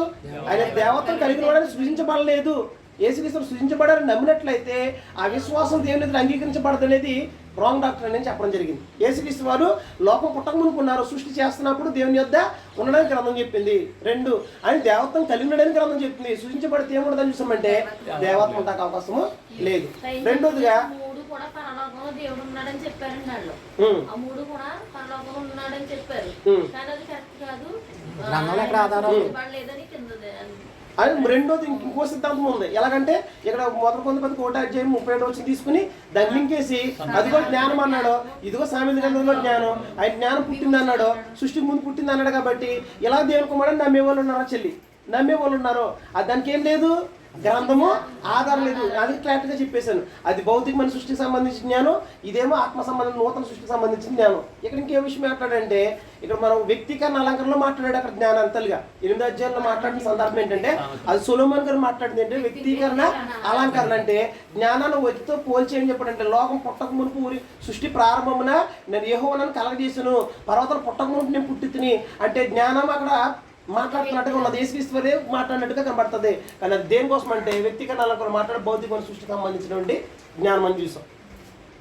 ఈ 3-4 రకాలైనటువంటి విశ్వాసాలు ఉన్నాయి. ఇవన్నీ కూడా దేవుని ఎదుట ఏం చేయబడడం అంటే అంగీకరించడం. ఎందుకంటే ఇవి గ్రంథం యొక్క ఆధారం లేనటువంటి విశ్వాసాలు. ఇప్పుడు 4 రకాలు. ఇప్పుడు దేవుని కుమారుడు అంటే అందరూ ఏకత్వం పొందాలి, అప్పుడు సంపూర్ణ పుష్టి అవుతాం కదా. ఏకత్వం అంటే 4 రకాల విశ్వాసాలు ఉన్నాయి. 4 రకాల విశ్వాసాలు ఏకత్వం వచ్చినట్టు తెలుగు. ఏకత్వం లేనప్పుడు ఇంకేం కాలేము.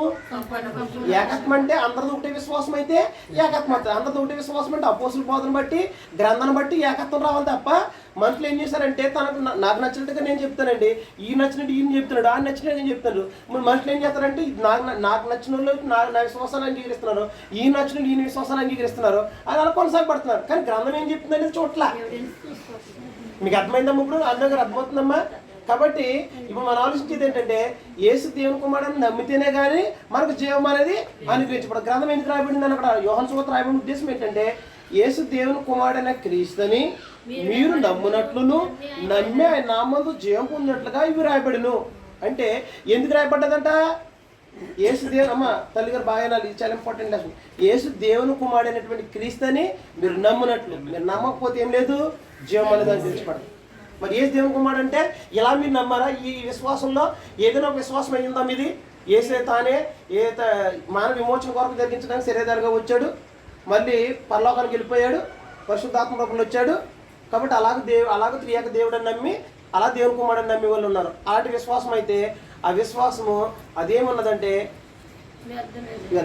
రెండో విశ్వాసం దాన్ని తప్పుపడుతూ రెండోది ఏంటంటే పరలోకంలో దేవుడు ఉన్నాడు, ఆత్మలో దేవతలు వగేరాలు ఉంటే వీళ్ళందరూ కూడా ఏం చేస్తాం, ఒక వ్యక్తి దేవుని లక్షణాలు సాధించాడు కాబట్టి దేవుని కుమారుడు పెట్టాడు అని నమ్మినట్లయితే, అలా దేవుని కుమారుడు నమ్మినట్లయితే అది గ్రంథం యొక్క ఆధారం ఎక్కడ కూడా మనకు లేదు. మూడోది ఏంటంటే దేవుడు ఒక వ్యక్తిని సృజించాడంట, ఆ వ్యక్తే దేవుని కుమారుడు పేరు పెట్టాడు. అంటే యేసుక్రీస్తు ఏం చేయబడలేదు, సృజించబడలేదు. అది గ్రంథం యొక్క ఆధారం. మరి ఎలా దేవుని కుమారుడు, మరి ఎలా దేవుని కుమారుడు అయ్యాడు? మీరు ఎలా దేవుని కుమారుడు నమ్మి క్రైస్తవులోకి వచ్చారు. 2 దేవుని కుమారుడు అంటే అర్థం ఏంటో అని తెలియదు. అర్థం ఏంటో తెలియకోకుండా దేవుని కుమారుడు అంటే అర్థం ఏంటి, దేవుని కుమారుడు ఎలాగయ్యాడు, ఇవన్నీ మనుషుల యొక్క ఆలోచనలు, మనుషుల యొక్క అభిప్రాయాలు. 3 అనేక రకాల విశ్వాసాలు కలిగి అందరూ క్రైస్తవులందరూ ఏమన్నారు, క్రైస్తవులందరూ ఒకటే బైబిల్ ఒకటే విశ్వాసం ఉన్నారు కదా. ఎఫెసీ పత్రిక 4:4 చెప్పాడు 7 విషయాలు ఏకత్వం కదా. శరీరం అంటే సంఘం అని, నిరీక్షణ ఒకటని, బాప్తిస్మ ఒకటని, విశ్వాసం ఒకటని, దేవుడు ఒక్కడని, ప్రభు ఒక్కడని, ఆత్మ ఒక్కడని. ఎంత క్లారిటీగా ఉంది. మరి ఒకటన్నప్పుడు ఒకటే విశ్వాసం అయినప్పుడు అందరితో ఒకటే దేవుని కుమారుడు అంటే అందరూ కూడా ఒకటే విశ్వాసం కలిగి ఉంటారు కదా. మనందరము విశ్వాస విషయంలో దేవుని కుమారుని కూర్చుని జ్ఞాన విషయంలో ఏకత్వం పొంది క్రీస్తు కలిపి సంపూర్ణ సమాన పుష్టిల వరకు ఆయన ఎలాగ నియమించను అంటే మనందరూ ఏం కలిగి ఉంటారు? తేజ దేవుని కుమారుడు అంటే అందరూ నాదే విశ్వాసమో మీది కూడా అదే విశ్వాసమే. ఎందుకని నాది బైబిల్లో విశ్వాసం అయితే మీది కూడా అదే విశ్వాసం ఉండాలి. లేకపోతే ఆ విశ్వాసం దేవుని ఎదుట ఏం చేయకూడదు, అంగీకరించబడదు. ఎందుకని అది గ్రంథం దేవుని ఆలోచన, దేవుని మనసు. కానీ మనుషులు చెప్పేది అంటే ఎవరి ఆలోచన? అది మనుషుల యొక్క ఆలోచన. ఆ విశ్వాసం కలుగున్నట్లయితే దేవుడు ఎందుకు అంగీకరిస్తాడు? ఎగ్జామ్ క్వశ్చన్ మార్క్ ఇస్తారు, ఆ క్వశ్చన్ ఆన్సర్ రాయాలి, అది రాస్తేనే మార్కులు వేస్తారు. నీకు తెలిసిన ఆన్సర్ అటుకెళ్ళి రాసేస్తానంటే దేవుడు భౌతికంగా టీచర్లు కొట్టేసి మార్కులు 8 మార్కులు వేస్తారుగా. ఎందుకని ఆ క్వశ్చన్కి అది ఆన్సర్ కరెక్ట్ కాదు, అది ఆన్సరే కానీ దానికి సంబంధించింది కాదు. దానికి సంబంధించి కానప్పుడు ఆయన ఎలాగ యాక్సెప్ట్ చేస్తారు? మరి అలాగే నీ విశ్వాసము గ్రంథం యొక్క విశ్వాసానికి ఒకటైతేనే దేవుడు యాక్సెప్ట్ చేస్తాడు. మరి కానప్పుడు దేవుడు ఎలాగ యాక్సెప్ట్ చేస్తాడు? నేను చెప్పే మీకు అర్థమవుతుందిగా. మరి దేవుని కుమారుడు అంటే ఎలా దేవుని కుమారుడు? ఏకత్వం కలిగి ఉంటా కరెక్ట్ తల్లిగా. ఏకత్వం అంటే ఇప్పుడు దేవుని కుమారుడు అంటే అర్థం ఏంటి చెప్పండి? దేవుని కుమారుడు ఎలాగయ్యాడు? మరి ఎలా ఏమని నమ్మరు మీరు? నమ్మితేనే కదా మీకు జీవమాన్ని గురించి పడుతుంది. నేను చెప్పేది మీకు అర్థమవుతుంది తల్లిగా. యేసు దేవుని కుమారుడు మీరు నమ్మినట్లును నమ్మే నా ముందు జీవం పొందినట్టుగా మీరు రాయబడ్డాయి. మరి లేఖనాలు రాయబడిన తర్వాత మనుషులు ఏం చేయట్లేదు? లేఖనాలు నమ్మట్లేదు. సురేష్ గారు చెప్పారు నమ్ముతాను, సద్గుణ గారు చెప్పారు నమ్ముతాను, లేకపోతే మధు గారు చెప్పారు, మరి ఇంకొకరు చెప్పారు. అంటే మనుషులు నమ్ముతున్నారు కానీ ఎవరు నమ్మట్లేదు? లేఖనాలు నమ్మట్లేదు. మరి ఇప్పుడు దేవుని కుమారుడు అంటే నేను ఏది చెప్పి వెళ్ళిపోతానో మీరు నమ్మేస్తారో, రేపు ఇంకొకరు చెప్తాను నమ్మేస్తారో, అది ఈ విశ్వాసం ఎలాగ అంగీకరించబడుతుంది? ఎవరు చెప్పిన ఒకటే చెప్పాలి కదా తల్లిగా కదా. ఎవరు చెప్పిన బైబిల్ నుంచి ఒకటే చెప్పాలి కదా. మరి దేవుని కుమారుడు అంటే అర్థం ఏంటో గ్రంథం చెప్పి ఉంటుంది కదా, చెప్పకుండా ఉంటుంది తల్లిగా. మరి దేవుడు చెప్పిన గ్రంథం చెప్పినటువంటి విశ్వాసమే అదే అర్థం నువ్వు కలిగి ఉన్నావా? లేకపోతే కనుక ఎలా దేవుని కుమారుడు నమ్మితేనే కానీ నీకు జీవం గురించి పడుతుంది. మరి ఎలా నమ్మా? మరి ఏది దేవుని కుమారుడు చల్లి? ఏది దేవుని కుమారుడే. దేవుని కుమారుడు అర్థం ఏంటి? మీరు ఏమని నమ్మరు? మాట మీకు నేను చెప్పేది మీకు నొక్కి చెప్తున్నా మీకు అర్థమవుతుందని. ఏసి దేవుని కుమారుడు క్రీస్తుని మీరు నమ్మునట్లును నమ్మే నామందు జీవం పొందాల. నామంలో ఆయన అధికారంలో మీకు జీవం అనుగ్రహించబడుతుంది. అయితే దేవుని కుమారుడిని నమ్మితేనే మీకు విశ్వాసము దేవుని అప్పుడు మీకు జీవం అనేది అనుగ్రహించబడుతుంది. మరి ఏమని నమ్మరు దేవుని కుమారుడు అంటేని? ఇప్పుడు ఇలాగా లోకంలో 4 రకాల విశ్వాసాలు చూసాం కదా. అలాగా విశ్వాసం ఏదో విశ్వాసమే ఏదోట్లే అండి. ఏథెన్స్ ప్రజల్లాగా 4 ఆంక దేవుడు దేవుడు దేవుళ్ళు ఏమనుకుంటారు? తెలియని దేవుడు ఉంటే నాకు ఆరాధించలేదని తెలియని దేవునికి ఆరాధన పెట్టి అతి తెలివిగా ఏదో విశ్వాసం లేదంటే ఏదో ఉంటుంది ఆన్సర్. ABCD ఇస్తాడో ఒకటి అవును కాదు లాస్ట్ కింద ఏమిటి పైవన్నీ అంటాడు. పైవన్నీ అంటే ఆన్సర్ కట్టి ఇచ్చేస్తాడండి. ఎగ్జామ్ అంటారు కదా ABCD ఇస్తాడు లాస్ట్ బట్టి పైవన్నీ అంటాడు. పైవన్నీ కింద డి ఆన్సర్ ఇస్తామనుకో ఇస్తాడు తల్లిగా. అంటే విశ్వాసం ఏదైనా విశ్వాసమే. 4 రకాల లోకలు అనేక విశ్వాసం నాదో ఒక విశ్వాసం అండి అంటే దేవుడు అంగీకరిస్తాడు తల్లిగా. దేవుడు గ్రంథం చెప్పండి. మన పుట్టక ముందు గ్రంథం ఉంది. మనం ఏదో పెద్ద గొప్ప వాళ్ళని చెప్పుకో. మనం ఈ గ్రంథంలో ఉన్న విశ్వాసం కలిగి ఉన్నాం లేదు మనం చూసుకోవాలి తప్ప అది మనుషులు చెప్పినట్టుగా నమ్మకూడదు. మరి ఏసు దేవుని కూడా అర్థం ఏంటి తెలియదు కదా.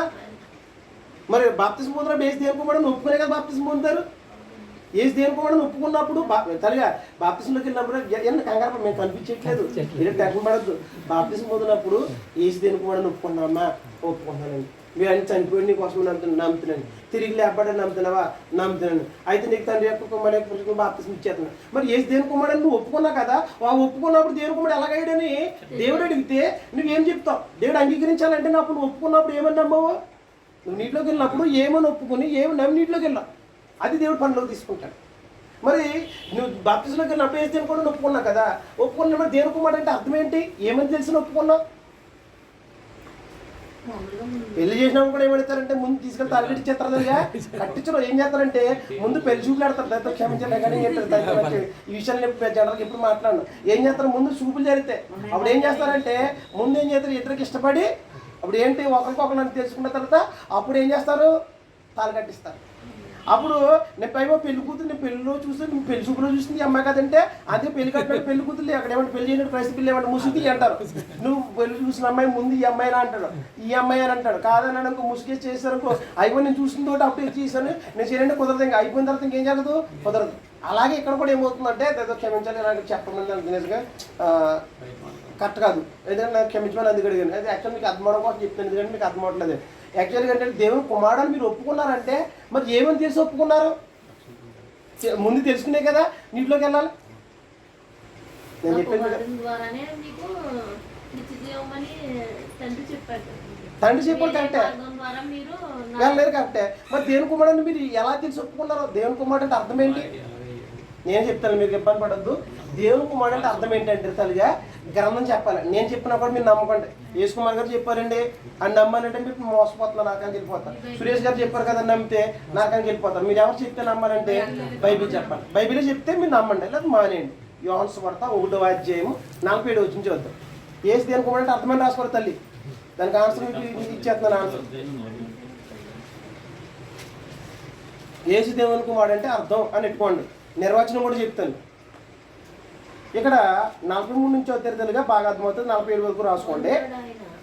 మరునాడు ఆయన గలిలయకు వెళ్ళగోరి ఫిలిప్పును కనుగొని నన్ను వెంబడించమని అతనితో చెప్పాను. ఫిలిప్పు బెత్సెదా వాడు అనగా ఆంద్రియా పేతురు అనేవారు పట్టణపు కాపురస్తుడు. ఫిలిప్పు నతనేలు కనుగొని ధర్మశాస్త్రంలో మోషేయు అండర్ చేసుకోండి ప్రవక్తను ఎవరిని గురించి వ్రాసునో ఆయన కనుగొట్టిమి. ఆయన యేసు కుమారుడు నజరేయుడగు యేసు అని అతనితో చెప్పాడు. అందుకు నతనేలు నజరేతులో నుండి మంచిదేదని రాగలదా అని అతను అడుగుగా వచ్చి చూడు మన పిలుపు అతనితో అని. యేసు నతనేలుడు తన యొద్దకు వచ్చుట చూచి అండరం చేసుకున్నది, ఇదిగో ఇతడు నిజముగా ఇశ్రాయేలుడు, ఇతనేందు ఏ కపటమును లేదని అతని గురించి చెప్పాను.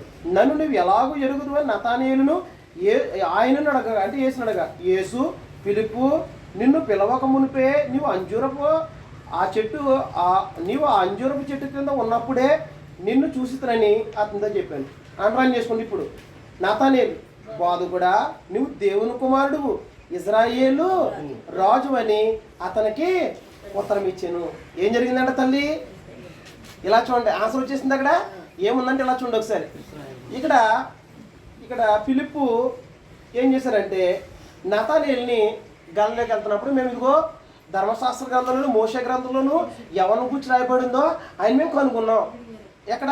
యేసుక్రీస్తు గురించి రాయబడిన ప్రవచన మేము కనుక్కున్నాం. కాబట్టి ఆ యేసేపు కుమారుడు అనేటిది నజరేయుడు యేసేపు అని చెప్తాడికి, యేసేపు కుమారుడు అని చెప్పేసరికి ఇతను ఏమన్నాడు? నతానేలు ఇలాగే అంటుంది.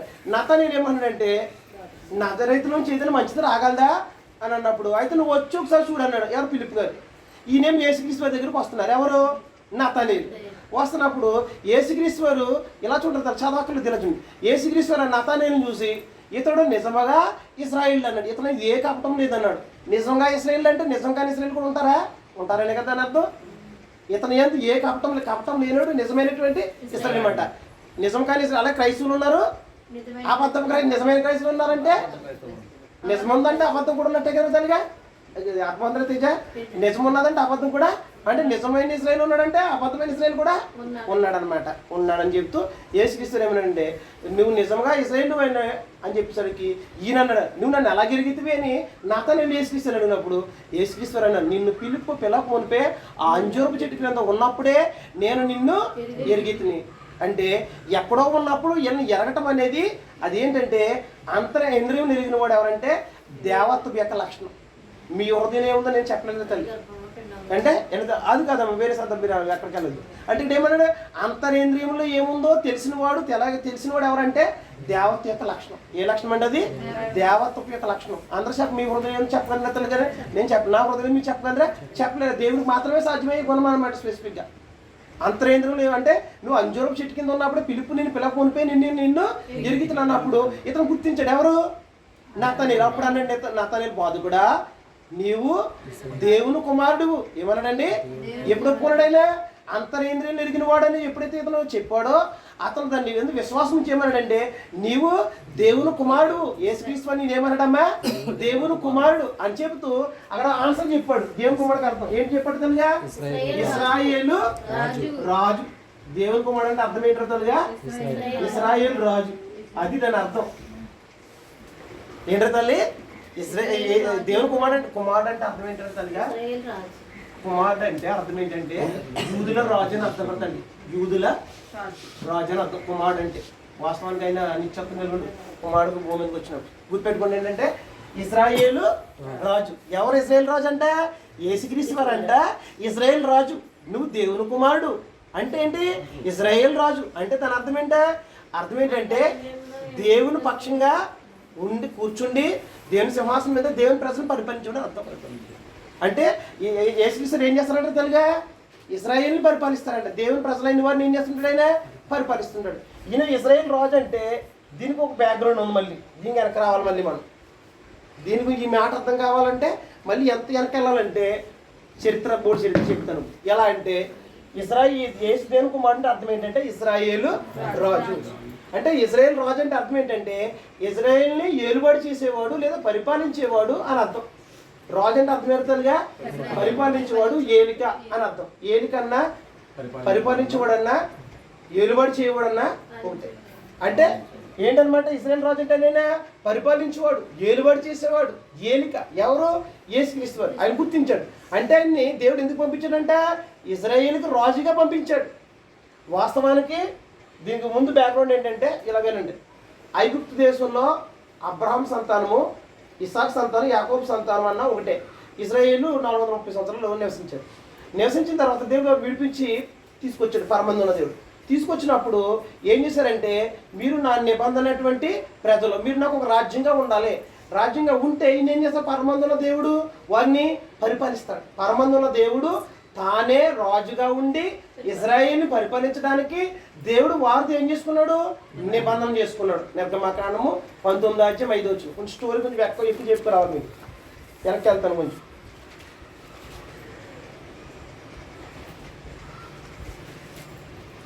19:5 తల్లి రెఫరెన్స్ ఇస్తాను, మీరు రాసుకోండి. కాగా మీరు నా మాట శ్రద్ధగా విని నా నిబంధన అనుసరించి నడిచిన ఎలా మీరు సమస్త దేశ జనులలో నాకు స్వకీయ సాంపత్యమగుదురు అని ఉన్నాడు. ఇక్కడ చూడండి తల్లి, ఇలాగే నన్ను సరిపోతుంది. ఇక్కడ దేవుడు ఏం చేశాడంటే తల్లిగా, పరమందున దేవుడు ఇజ్రాయేల్తో ఇక్కడ నిబంధన చేసుకున్నాడు. ఇది ఇది నిబంధన చేసుకున్నప్పుడు దేవుడు ఏం చెప్పాడంటే, మీరు నా మాట శ్రద్ధగా విని నా నిబంధనని అనుసరించి నడిచినేలా మీరు సమస్త దేశ జనంలో కల్లా నాకు స్వకీయ సాంపత్యం, అంటే నాకు రక్త సంబంధంగా ఉంటారో, మీరు నాకు జనులై ఉంటారో, నేను మీకు దేవుడిని అయి ఉంటారో, మీరు నాకు ప్రజలై ఉంటారని చెప్పాడు. చెప్తే ఇలా ఏం చేశారు? వాళ్ళందరూ కూడా దేవుడితో నిబంధన చేసుకున్నారు. ఏమనంటే, మేము నిబంధన అనుసరించి నడుచుకుంటాం. అప్పుడు ఉంటానన్నప్పుడు దేవుడు ఏం చేశారంటే, పరమందున్న దేవుడు వాస్తవానికి తానే రాజుగా ఉండి ఏం చేస్తారు? తల్లిగా పరిపాలిస్తున్నాడు. దేవుడు ఇజ్రాయేలుకు ఎలా ఉన్నాడంటే, ప్రజలకు రాజుగా ఉన్నాడు. అమ్మా, ఇజ్రాయేలుకు రాజు దేవుడు. అలాగే ప్రజలేమో ఇజ్రాయేలు, చట్టమేమో ధర్మశాస్త్రం, దేశమేమో కనాన్ దేశం. ఇలా నాకు ప్రత్యేకమైన సంగతులు. దేవుడు పరమందున్న దేవుడు తానే సింహాసనాసీనుడై ఉండి ఏం చేస్తున్నాడు? ఇజ్రాయేల్ని నిబంధన చేసుకున్న తర్వాత ఏం చేస్తున్నాడు? ఆయన పరిపాలిస్తున్నాడు. ఏంటి తల్లిగా బాగా వినాలి. విడిపించి తీసుకొచ్చేసాడు దేవుడు, వారితో నిబంధన చేసుకున్నాడు. పరమందున్న దేవుడు పరలోకంలో ఉండి సింహాసనాసీనుడై ఉండి ఆయన ఏం చేస్తున్నాడంటే, ఇజ్రాయేల్కి రాజుగా ఉండి ఆయన ఏం చేస్తున్నాడంటే, వారిని ఏర్పాటు చేస్తూ వస్తున్నాడు, పరిపాలన చేసుకుంటూ వస్తున్నాడు. ఇలాగూ పరిపాలన చేస్తుంటే దీని తర్వాత న్యాయపతులు పరిపాలించాడు. వారి ద్వారా దేవుడు పరిపాలన.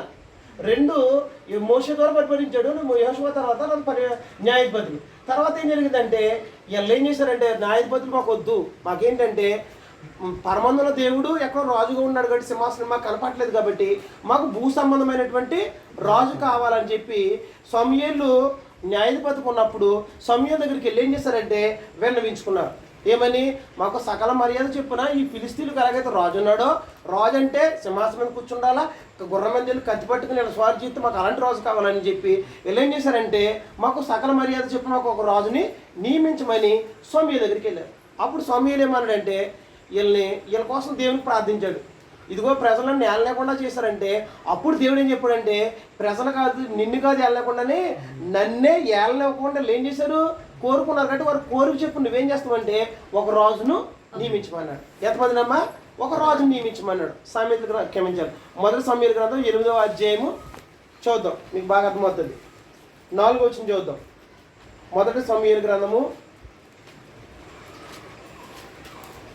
ఇశ్రాయేలుల పెద్దలందరూ కూడి రామాలో సమూయేలు వద్దకు వచ్చి, చిత్తగించుము, నీ వృద్ధుడు నీ కుమారుడు నీ ప్రవర్తన వంటి ప్రవర్తన గల వారు కారు గనుక సకల మర్యాద చెప్పిన మాకు ఒక రాజును నియమింపుము, అతడు మాకు న్యాయము తీర్చిన అతనితో అనిరి.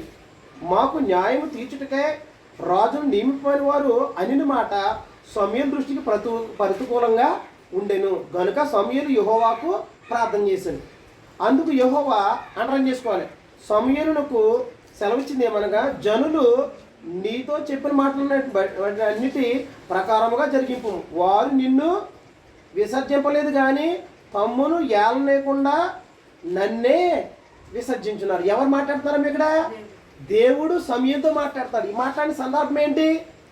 సమూయేలేమో ప్రవక్తగా న్యాయాధిపతిగా ఉండి వాళ్ళు పరిపాలిస్తుంటే వీళ్ళని చేసి 2 సమూయేలు దగ్గరకు వచ్చి, ఇదిగో నీ కుమారుని నీ కుమార్తెని ప్రవర్తన గల వరకు నువ్వు వృద్ధుడు అయిపోయావు కాబట్టి మాకు సకల మర్యాద చొప్పున ఏం కావాలి? మాకు ఒక రాజుని నియమించు. వాస్తవానికి దేవుడు ఏం చేసిన అక్కడ రాజుగా ఉండి పరలోక మంది ఉండి వారిని ఏర్పాటు చేస్తున్నాడు. అయితే ఏం చేశారన్నమాట, మాకు రాజు కావాలన్నప్పుడు ఈయన ఏం చేశాడు? సమూయేలు దేవునికి ప్రార్థించాడు. ప్రార్థిస్తే దేవుడు ఏం చెప్పాడు? ఈ ప్రజలు నిన్ను విసర్జించలేదు, నన్నే అనరు. ఏళ్ళనకుండా అంటే అప్పటి వరకు ఎవరు ఏర్పాటు చేస్తున్నారు? అమ్మ మొదటి సమూయేలు గ్రంథం 8వ అధ్యాయము 4వ వచనం. అమ్మ మొదటి సమూయేలు 8వ అధ్యాయము 4 వచ్చింది 7 వచ్చిన వరకు రాసుకోండి. అక్కడ ఆ మాట ఉంది 7 వచ్చిన చదరా చల్లి ఒకసారి కట్టుకోండి. మీ అమ్మగారు ఇంకా తీయలేదు. అందుకు యెహోవా సమూయేలునకు సెలవిచ్చినదేమనగా, జనులు నీతో చెప్పిన మాటలన్నిటినీ ప్రకారం జరిగింది. వారు నేను విసర్జించలేదు, తమ్మును ఏలుకుండా నిన్నే విసర్జించి ఉన్నారు. తమ్మును ఏలకుండా నన్నే విసర్జించిరి అంటే నన్ను ఇక్కడ దేవుడు మాట్లాడతాడు. వెళ్ళి యెహోవాకు ఆయన ప్రార్థించాడు. సమూయేలు ప్రార్థించినప్పుడు దేవుడు ఏం చెప్తానంటే ఆయన ఏం చెప్తున్నాడమ్మా? దేవుడు ఏం సమాధానం ఇచ్చాడు సమూయేలుకి? వారు కోరిక మేరకు ఒక రాజు నియమించు. వాళ్ళు ఏం చేశారు? ఇంత వాస్తవానికి దేవుడే పరిపాలన చేస్తుంటే ఏలకుండా అంటే ఏంటి? అప్పటి వరకు నిలబడి చేస్తుంటే వీళ్ళు ఏం చేశారన్నమాట, మాకు భౌతికమైన రాజు కావాలి, కంటికి కనపడిన రాజు ఎక్కడో పరలోకం నుండి ఏలుబడి చేస్తున్న సింహాసనం కూర్చుని ఏలుబడి చేస్తుంటే మాకు రాజు కనపడలేదు, మాకు రాజు కావాలి, సకల మర్యాద చెప్పిన మాకు రాజు కావాలంటే భూస్వామ్య రాజు కావాలని కోరుకున్నారు. అప్పుడు దేవుడు ఏం చేశారంటే ఇలాంటి బుద్ధత్వం ఒకటి వస్తుందని ఆయన ముందుగానే తెలుసు. ఏం తెలుసు? ఆయనకి భవిష్యత్ జ్ఞానం తెలుసు. అందుకని విడిపించి తీసుకొస్తున్నప్పుడు ఏం చేశారంటే ధర్మశాస్త్రం ఇచ్చినప్పుడు ధర్మశాస్త్రం ఒక చట్టం రాయించి పెట్టాడు దేవుడు. ఏం పెట్టాడంటే ఒకవేళ మీరు స్వతంత్రించుకున్న తర్వాత, మీరు కనాన్ దేశాన్ని స్వతంత్రించుకున్న తర్వాత ఒకవేళ మీకు రాజు కావాలని కోరుకుంటే కనుక జాతకనాల తేజ మీకు ఒకవేళ రాజు కావాలని కోరుకుంటే కనుక వాళ్ళకు 4 ప్రత్యేకమైన సంగతులు ఉండాలి. ఒకటి, రాజు కింద ఏర్పాటు చేసుకోవాలంటే అతను ఏమి ఉండాలంటే మీ 12 గోత్రాలకు చెందినడు మాత్రమే అయి ఉండాలా. అతడు ఎక్కువ మంది స్త్రీల్ని వివాహం చేసుకోకూడదా, వెండి బంగారం సంపాదించుకోకూడదా, అతడు మళ్ళీ ఏం చేయకూడదండి, ఈ ప్రశ్న మళ్ళీ తిరిగి వెనక్కి వెళ్ళకుండా చూసుకోవాలా. 4 ప్రత్యేకమైన సంగతి చెప్పాడు. ధర్మశాస్త్రం యొక్క ప్రతి నోటు రాయించుకుని ధర్మశాస్త్రము తన దగ్గర పెట్టుకుని ధర్మశాస్త్రం ప్రకారంగా పరిపాలన చేయాలి. ఎందుకంటే ధర్మశాస్త్రం అనేది దేవుడు ఇచ్చినటువంటి చట్టం కనుక దాని ప్రకారంగానే పరిపాలన చేయాలని చెప్పాడు. అర్థమంతా? ఎందుకంటే చట్టం ఏంటనమాట? ధర్మశాస్త్రం. ఆ ప్రకారంగానే పరిపాలన చేయాలి. వీళ్ళకి ఇలా కోరుకోకపోతే ఏం తెలుసు? దేవుడు ఇలా కోరుకోక మునిపే ఇలా కోరుకుంటాడు ముందే తెలుసు. కాబట్టి ద్వితీయోపదేశ కాండము 17వ అధ్యాయము 14 వచ్చి నుంచి 22 వచ్చిన వరకు చూద్దాం. అందరూ తీసుకోవాలి. ద్వితీయోపదేశ కాండం 17వ అధ్యాయము 14 నుండి 22. దేశము నీవు ప్రవేశించి దాన్ని స్వాధీనపరుచుకుని అందులో నివసించి నా చుట్టూనున్న సమస్త జన్మల వలె నా మీద రాజును నియమించుకుందునని అనుకున్న ఎడల ఈ దేవుడని యెహోవా ఏర్పరిచిన వారిని అవశ్యముగా నీ మీద రాజుగా నియమించుకొనవలె. నీ సహోదరుని కానీ అన్యుని నీ మీద నియమించుకొనకూడదు. అతడు గుర్రములను విస్తారముగా సంపాదించుకొనవలదు. తాను గుర్రములు హెచ్చుగా సంపాదించుకుంటుగాను జనులు ఐగుప్తును తిరిగి వెళ్ళనీయకూడదు. అనగా యెహోవా ఇక మీదట మీరు ఈ త్రోవను వెళ్ళకూడదని యెహోవా మీతో చెప్పాను. తన హృదయం తొలగిపోకున్నట్లు అతడు అనేక స్త్రీలను వివాహం చేసుకోకూడదు. వెండి బంగారం అతడు తన కొరకు బహుగా విస్తరింప చేసుకోకూడదు. మరియు అతడు రాజ్య సింహాసనం ఆశీనుడైన తర్వాత లేవీలైన యాజకులు స్వాధీనం ఉన్న గ్రంథమును చూచి ఆ ధర్మశాస్త్రం ఒక ప్రతిని తన కొరకు వ్రాసుకొనవలెను. అది తన యొద్ద ఉండవలెను. తన రాజ్యమందు తానును తన కుమారుని ఇశ్రాయేలు మధ్యను దీర్ఘాయుష్మంతులగుటకై తాను తన సహోదరుని మీద గర్వించి ఈ ధర్మం విడిచి కుడికి గాని ఎడమకు గాని తాను తొలగకుండానట్లు తన దేవుడైన యెహోవాకు భయపడి ఈ ధర్మశాస్త్ర వాక్యములన్నిటినీ ఈ కట్టలను అనుసరించి నడవ నేర్చుకున్నట్టుకు అతడు తాను బ్రతుకు దినములన్నిటిలోనూ ఆ గ్రంథంలో చదువుచుండేది. ఇలా చూడండి, ఒకసారి వివరించుకుందాం.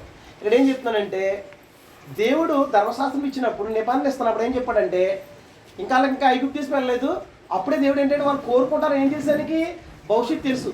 ఆల్రెడీ ఆ సమయం దగ్గరకు వచ్చి ఏం చేశారు? వాళ్ళు కోరుకున్నారు. ఇలా కోరుకోక మునిపే దేవుడు ఏం చెప్పాడంటే ఇదిగో మీలో ఎవరినైనా మీరు రాజు, ఒకవేళ మీరు రాజు కాలం కోరుకుంటే కనుక మీకు కోరిక పుడితే మీరు స్వాతంత్రించుకున్న దేశం స్వాధీనపరచుకున్న దేశంలో వెళ్ళిన తర్వాత మీకు రాజు కావాలని మీకు ఆలోచన వస్తే కనుక ఏం జరగాలంటే మీ 12 గోత్రంలో ఉన్నవారు మాత్రమే మీ ఏర్పాటు చేసుకోవాలి.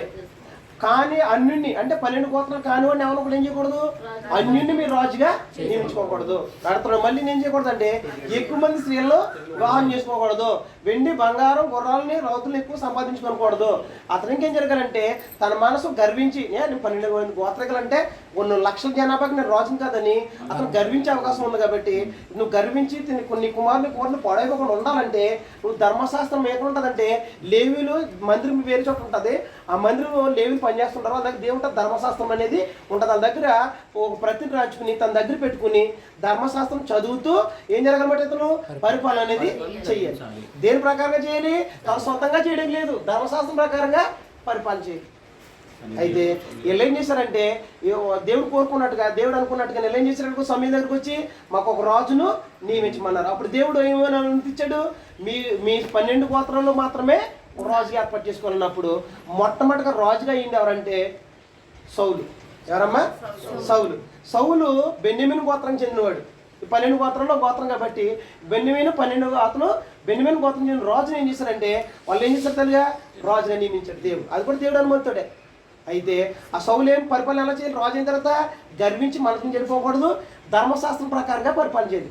కానీ సౌలు ఏం చేశారంటే ధర్మశాస్త్రంలో దేవుడు ఏం చేశారంటే అమాలేకీయులనే ఒక సంతతి వారు ఇజ్రాయేల్ అరణ్యం నుంచి వస్తున్నప్పుడు అన్యాయ యుద్ధం చేసి ఇజ్రాయేల్ ప్రజలు అనేక మంది చంపేశారు. దేవుడు అప్పుడు జ్ఞాపకం పెట్టుకోండి. మనుషులు మర్చిపోతారు కానీ దేవుడు ఏం చేశారంటే నేను మర్చిపోతాను. మోషే ధర్మశాస్త్రంలో అమాయకులు నువ్వు స్వతంత్రించుకున్న తర్వాత వాళ్ళ భూమి మీద ఉండకుండా నేను హతం చేస్తాను. దేవుడు ఏం చేశాడు? ధర్మశాస్త్రంలో రాయించి పెట్టేసి ఆ బాధ్యతను ఎవరికి చెప్పాడంటే మొదటగా రాజు అనేటువంటి సౌలుకి అప్పగించాడు. ఆయన ఏం చేశాడంటే అతను రాజుని చంపుకోకుండా, పశువుని చంపుకోకుండా అతను ఉపయోగపడే సామర్థ్యం ఉంచుకుని ఏం చేశాడంటే అతను దేవునికి విరోధంగా పాపం చేశాడు. దేవుడు అతను హతం చేయమంటే ఏమి తీసుకోకూడదంటే మళ్ళీ ఇతను ఏదో పెద్ద దేవుడికి ఏది ఇచ్చేస్తాడంటే దేవుని కొరకు అన్నట్టుగా ఆ సంపదను ఉంచుకోవడం, ఆ రాజుని సంపూర్ణం చేయకుండా వచ్చేసారు. అప్పుడు దేవుడు ఏం చేశాడంటే ఇదిగో నువ్వు ధర్మశాస్త్రం ఆజ్ఞాపించిన దాన్ని నువ్వు చేయలేదు కాబట్టి, నువ్వు మీరే కాబట్టి పాపం చేస్తావు కాబట్టి, దేవుడు ఆజ్ఞాపించినట్టుగా చేయలేదు కాబట్టి అతను ఏం చేశాడు? మాత్రం పాపం చేశాడు కాబట్టి ఎట్లా అతను ఏం చేయబడ్డాడంటే రాజుగా దేవుడు అతను ఏం చేశాడనమాట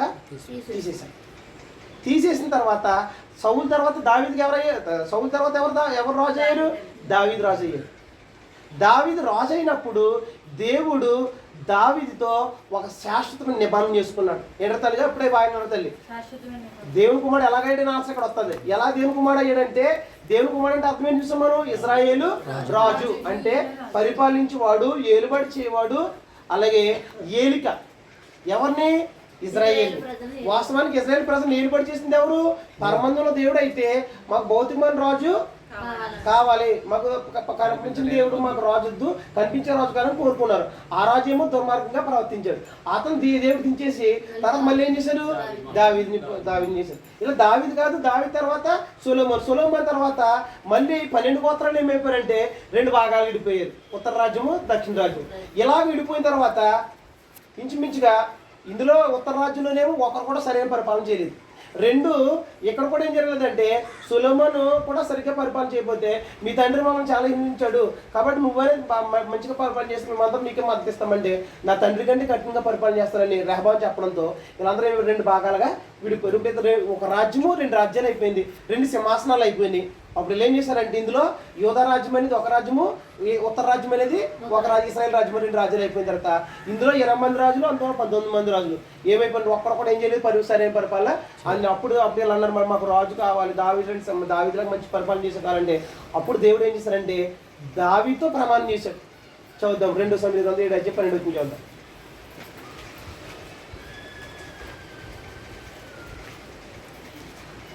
పాఠం మేము ముగించలేము, చాలా టైం పెట్టేస్తుంది, పెద్ద పాఠమే. దావీదు రాజు లోపల ప్రవేశించి యెహోవా సన్నిధిని కూర్చుని ఇలాగున మనవి చేసెను.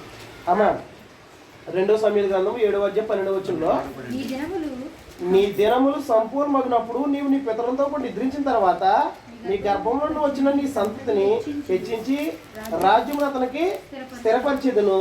అతడు నా నామ ఘనత కొరకు ఒక మందిరమును కట్టించును. అతని రాజ్య సింహాసనం నేను నిత్యముగా స్థిరపరిచును అంటారు చేసుకోండి. నేను అతనికి తండ్రిని అయిందును, అతడు నాకు కుమారుడు అయిందును. అతను పాపం చేసిన ఎడల నరుల దండంతోనూ మనుషులకు తగులు దెబ్బలతోనూ అతను శిక్షించును. కానీ నిన్ను స్థాపించుటకే నేను కొట్టివేసిన సౌలునకు నా కృప దూరమైనట్లు అతనికి నా కృపను దూరం చేయను. నీ మట్టుకు నీ సంతానము నీ రాజ్యము నిత్యము స్థిరమగును, నీ సింహాసనము నిత్యము స్థిరపరచబడని ఆయనను. అంటే ఏం జరిగిన తర్వాత ఇక్కడ ఇలా చూడండి 2 సమూయేలు 7:12 జరిగిన సందర్భం ఏంటంటే అమ్మా దావీదు గారు ఏం చేశారంటే దేవదారు మ్రాంతో కట్టినటువంటి మందిరంలో నివసిస్తున్నాడు. ఆయన దేవుని యొక్క మందస్సం ఏమి ఎక్కడ ఉంది? గుడారంలో ఉంది. గుడారం అంటే రోడ్డు మీద వేసుకుని చూసిన గుడారం అలాంటి గుడారంలో ఉంది. ఏంటి నేనేమో భౌతికమైన రాజునే, నేను ఇంతమందిలో నివసిస్తున్నానే, దేవుడు సకలేగల రాజు, ఆయన గొప్ప దేవుడు, ఆయన వల్ల నేను ఇలా ఉన్నాను, అలాంటి నేను చిన్న గుడారంలో ఉన్నాడే, ఇది కరెక్ట్ కాదని దేవునికి మందిరం కట్టాలనుకున్నాడు. ఏం కట్టాలనుకున్నామా? దేవునికి మందిరం కట్టాలనుకున్నాడు. అప్పుడు దేవుడు ఏం సెలవు ఇచ్చాడంటే, నాతాను ప్రవక్తారా, నీ చేతులు రక్తంతో నిన్ను ఒలికించింది కాబట్టి నువ్వు దేవుని మందిరం కట్టకూడదు, నువ్వు చనిపోయిన తర్వాత ఇప్పుడు కాంటెస్ట్లోకి వచ్చావు, నీ దినములు సంపూర్తి అయిన తర్వాత నువ్వు పితరుల దగ్గరికి నిద్రించిన తర్వాత, అంటే దావీదు చనిపోయిన తర్వాత నీ సంతతిని నేను హెచ్చిస్తాను, నీ గర్భం నుంచి వచ్చిన సంతతి ఏం చేస్తాడంటే అతడు నా నామ ఘనత కొరకు మందిరం కడతాడు, నువ్వు కట్టేది నాకు కాదు, అతడు నా నామ ఘనత కొరకు మందిరం కడతాడు, అతడికి నేనేమై ఉంటాను, అతడు నాకు నేను తండ్రిని అయిందును, అతడు నాకు కుమారుడు అయి ఉంటాడు. అతను పాపం చేసిన సౌలుకి ఎలాగైతే దూరం పొత్తుగా దేవుడు మనది ఎలాగైతే శిక్షించాడో అలాగే నేను చేయను, అతను నీతికి రాజు పరిపాలన చేస్తాడు, నీ రాజ్యం అతనికి స్థిరపరుస్తాను, ఆ రాజ్యం శాశ్వతంగా ఉంటుంది అని చెప్పి దావీదుతో దేవుడు ఏం చేశాడు తల్లిగా? నిబంధన చేసుకున్నాడు. ఏం చేశాడు తల్లిగా? దావీదుతో దేవుడు నిబంధన చేసుకున్నాడు. దావీదుతో చేసినట్టు నిబంధన బట్టి యేసు దేవుని కుమారుడే కానీ యేసు వాస్తవానికి నిత్యత్వ దేవుడు ఆయన్ని పుట్టించలేదు. యేసును దేవుడు పరలోకంలో సృజించలేదు. యేసు పరమంలో ఉన్న దేవుడు తానే భూలోకానికి శరీరధారిగా రాలేదు. వాస్తవానికి ఎలా దేవుని కుమారుడు అయినట్టు తల్లిగా దావీదుకి చేసిన నిబంధన బట్టి, దావీదుకి చేసిన వాగ్దానం బట్టి యేసు దేవుని కుమారుడే కానీ చేయట్లేదా, యేసు దేవుని కుమారుడే కానీ వాస్తవానికి దేవుడు ఆయన ఏం చేయలేదు, సృజించలేదు, ఆయన కనలేదు, ఆయన దత్తత తీసుకోలేదు, ఏమి చేయలేదు. ఎలా దేవుని కుమారుడు అంటే దావీదుకి చేసిన నిబంధన బట్టి. దేని బట్టి తల్లి అంటే యేసు దేవుని కుమారుడు అంటే ఎలాగైతే ఏం చెప్పాలి? దావీదుకి చేసినటువంటి నిబంధన బట్టి. ఇది చాలా మంది ఏం చేశారంటే తల్లిగా ఇలా చూడండి, ఇది సొలొమోను గురించి చెప్పిందే కానీ వాస్తవానికి సొలొమోను గురించే కానీ ఇది యేసుక్రీస్తు గురించి కాదని చెప్పారు. కానీ పరిశుద్ధాత్మ ఏం చెప్పాడంటే ఇది యేసుక్రీస్తు గురించిన ప్రవచనం. ఈ దేవుడు దావీదుకి వాగ్దానం చేసింది. దావీదుకి ఎవరినంటే యేసుక్రీస్తు అని, యేసుక్రీస్తు వారి ద్వారా దేవుడు ఒక మందిరాన్ని కట్టించుకుంటాడు. అదే మా పాఠమైంది మాకు అక్కడ ఆదివారం.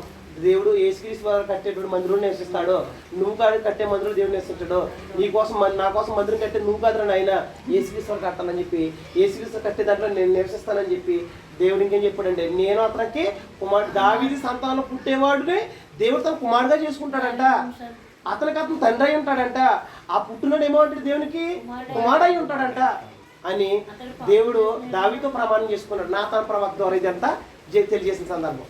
ఇది చాలా మంది సొలొమోను కూర్చున్నారు, కానీ పరిశుద్ధాత్మ ఏం చెప్పాడంటే తల్లిగా ఇది యేసుక్రీస్తు కూర్చుని ప్రవచనం అని చెప్పడం జరిగింది. హెబ్రీయుల రాసిన పత్రిక 1వ అధ్యాయము 1 నుంచి 5 వచనాలు రాసుకోండి.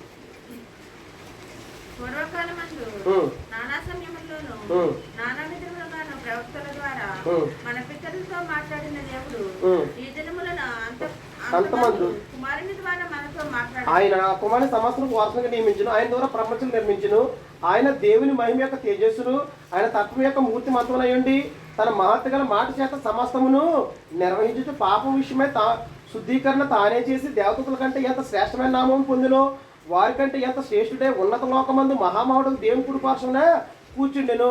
అనగా అర్థం చేసుకోండి, నీవు నా కుమారుడువు, నేడు నిన్ను కని ఉన్నాననియు, ఇది కాక నేను అతనికి ఆయనకు తండ్రిని అయ్యిందును, ఆయన నా కుమారుడు అయ్యిందుడనియు ఆయన దూతలతో ఎవరితో ఎప్పుడని చెప్పినా తీసారు తల్లిగా.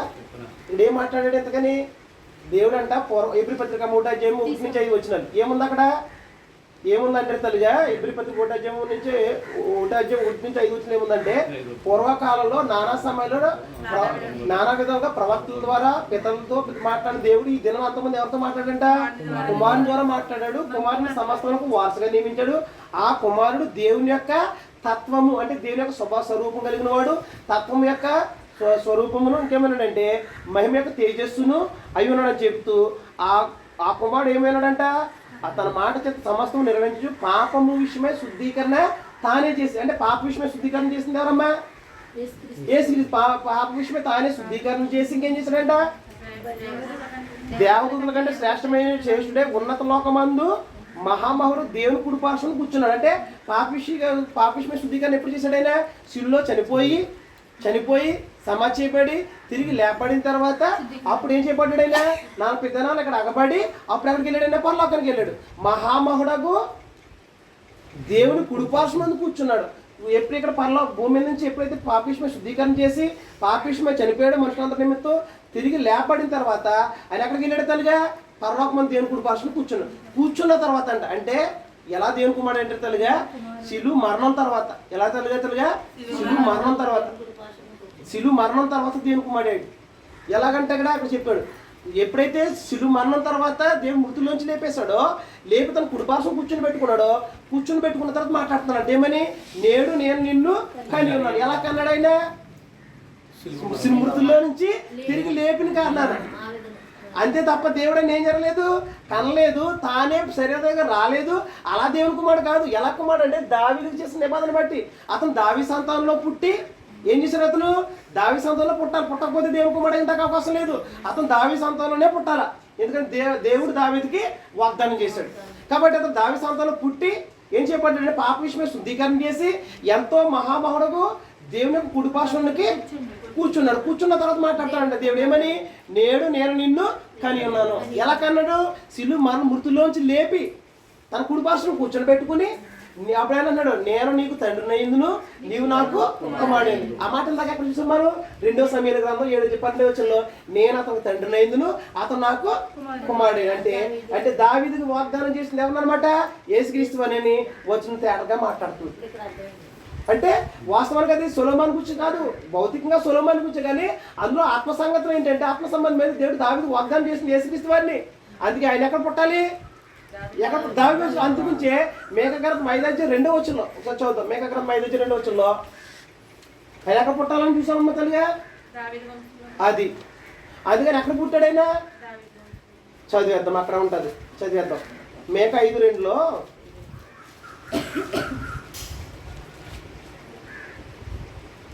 బెత్లెహేము ఎఫ్రాత యోదావారి కుటుంబంలో నీవు స్వల్ప గ్రామైనను నా కొరకు ఇజ్రాయేల్ ఏలబోయేవాడు నీలో నుండి వచ్చును. పురాతన కాలం మొదలు శాశ్వతకాలం వరకు కానీ ప్రత్యక్షమగుచు ఉండెను. ఏంటో తల్లిగా? జాగ్రత్త చదవాలి. బెత్లెహేము ఎఫ్రాత గ్రామం యోదావారి కుటుంబంలో అత్యల్పమైన నీవు స్వల్పమైన నా కొరకు అంటే ఎవరు మాట్లాడుతున్నారు ఇక్కడ? దేవుడు మేక ప్రవక్త ద్వారా ఇజ్రాయేల్తో మాట్లాడుతున్నాడు. ఏమని మాట్లాడుతున్నాడు అంటే నా కొరకు అంటే దేవుని కొరకు. ఎవరి కొరకు ఏలుబడి చేస్తుంది ఆయన? నా కొరకు ఇజ్రాయేలు ఏలబోయేవాడు. ఏలబోయాడు అంటే ఏంటి? రాజునే కదా, పరిపాలించేవాడే కదా. ఏలుబడి ఎక్కడి నుంచి వస్తాడంట? యోధా కుటుంబంలో దావీదు సంతానంలో బెత్లెహేము ఎఫ్రాత గ్రామంలో. ఎక్కడి నుంచి వస్తాడంటే ఆయన పుట్టేది? యేసు దేవుని కుమారుడు అయి ఉండాలంటే అతను దావీదు సంతానంలో పుట్టాలా. అతను బెత్లెహేము, దావీదు యొక్క ఊరేంటంటే బెత్లెహేము. బెత్లెహేము అనే గ్రామంలో ఏముంది? ఎఫ్రాత్ అనే గ్రామం ఉంది. బెత్లెహేము అనే పట్టణంలో ఏముంది? ఎఫ్రాత్ అనే ఉంది. ఎఫ్రాత్ అనే గ్రామంలో నుండి అందులో నుండి వచ్చింది ఇజ్రాయేలుని నా కొరకు అంటే దేవుడు మాట్లాడతాడు. నా కొరకు ఇజ్రాయేల్ ఏలబోయేవాడు మీలో నుండి వచ్చును. మీలో నుండి ఎక్కడి నుంచి వస్తాడైనా? దావీదు సంతానం నుంచి వస్తాడు. అక్కడ బెత్లెహేము అనే స్పెసిఫిక్ గా మాట్లాడుతున్నాడే. అలాంటి గ్రామం నుంచే దేవుడు వచ్చాడు అనేసి అంటే ఇక్కడ మాట్లాడుతుంది ఏంటంటే చెప్పి తినండి, కాంటెస్ట్ బయట ఉందండి. ఇక్కడ మాట్లాడుతుంది తినాలి, బయట తినాలన్నారు కదా మీరు, బయట పక్కన పడండి. ఇక్కడ ఏం చెప్తుందని గ్రంథం చూడండి. ఇక్కడ ఏమన్నా బెత్లెహేము అనేది దావీదు యొక్క, ఎందుకంటే దావీదుతో ప్రమాణం చేశాడు. మనం చూసాం 2 సమూయేలు చెప్పండి. అందుకనే దావీదు ఊరేంటి? బెత్లెహేము. ఎఫ్రాత్ అనే గ్రామం యోధా గోత్రపాత్రం. యోధా గోత్రం నుంచి యేసుక్రీస్తు వారు రావాలి. అది కూడా దావీదు సంతానం నుంచే రావాలి. దావీదు సంతానం నుంచి రావాలి. వచ్చేవాడు ఎందుకు వస్తాడంట? ఎందుకు పుడతాడంటే ఇజ్రాయేల్ని ఏలుబడి చేసేవాడు. అందుగురించి నతనేలు ఏమన్నాడు? నీవు ఇజ్రాయేలు రాజువు. ఎందుకన్నాడు ఇజ్రాయేల్ రాజు అని? దేవుడు అతను పంపించింది ఎందుకంటే దేవుని కొరకు దేవుని సింహాసనం కూర్చుండి ఆయన ఏం జరగాలి? పరిపాలన చేయాలి. ఎవరిని? ఇజ్రాయేల్. ఇక్కడ ఇంకోటి ఒకటి రావాలి. ఇజ్రాయేల్ ఎటువంటి నేను ఇజ్రాయేల్ ఎక్కడ దేవుడు వస్తుంది అప్పుడు చూద్దాం. అంటే ఇప్పుడు ముందేం చూస్తున్నామంటే దేవుని యొక్క సింహాసనం ఎక్కడుందో తిరిగి మళ్ళీ అక్కడికి వెళ్ళిపోవడానికి దేవుడు సన్నాహాలు చేస్తున్నాడు. కాబట్టి వాస్తవం భూమి మీదకి వచ్చేసింది దేవుని సింహాసనం. పరలోకం ఉన్న సింహాసనం భూమి మీదకి వచ్చేసింది. భౌతికమైన రోజులు పరిపాలిస్తున్నారు. ఎవరు కూడా దేవుడు కోరుకున్నట్టు సరైన పరిపాలన చేయలేదు. వాళ్ళు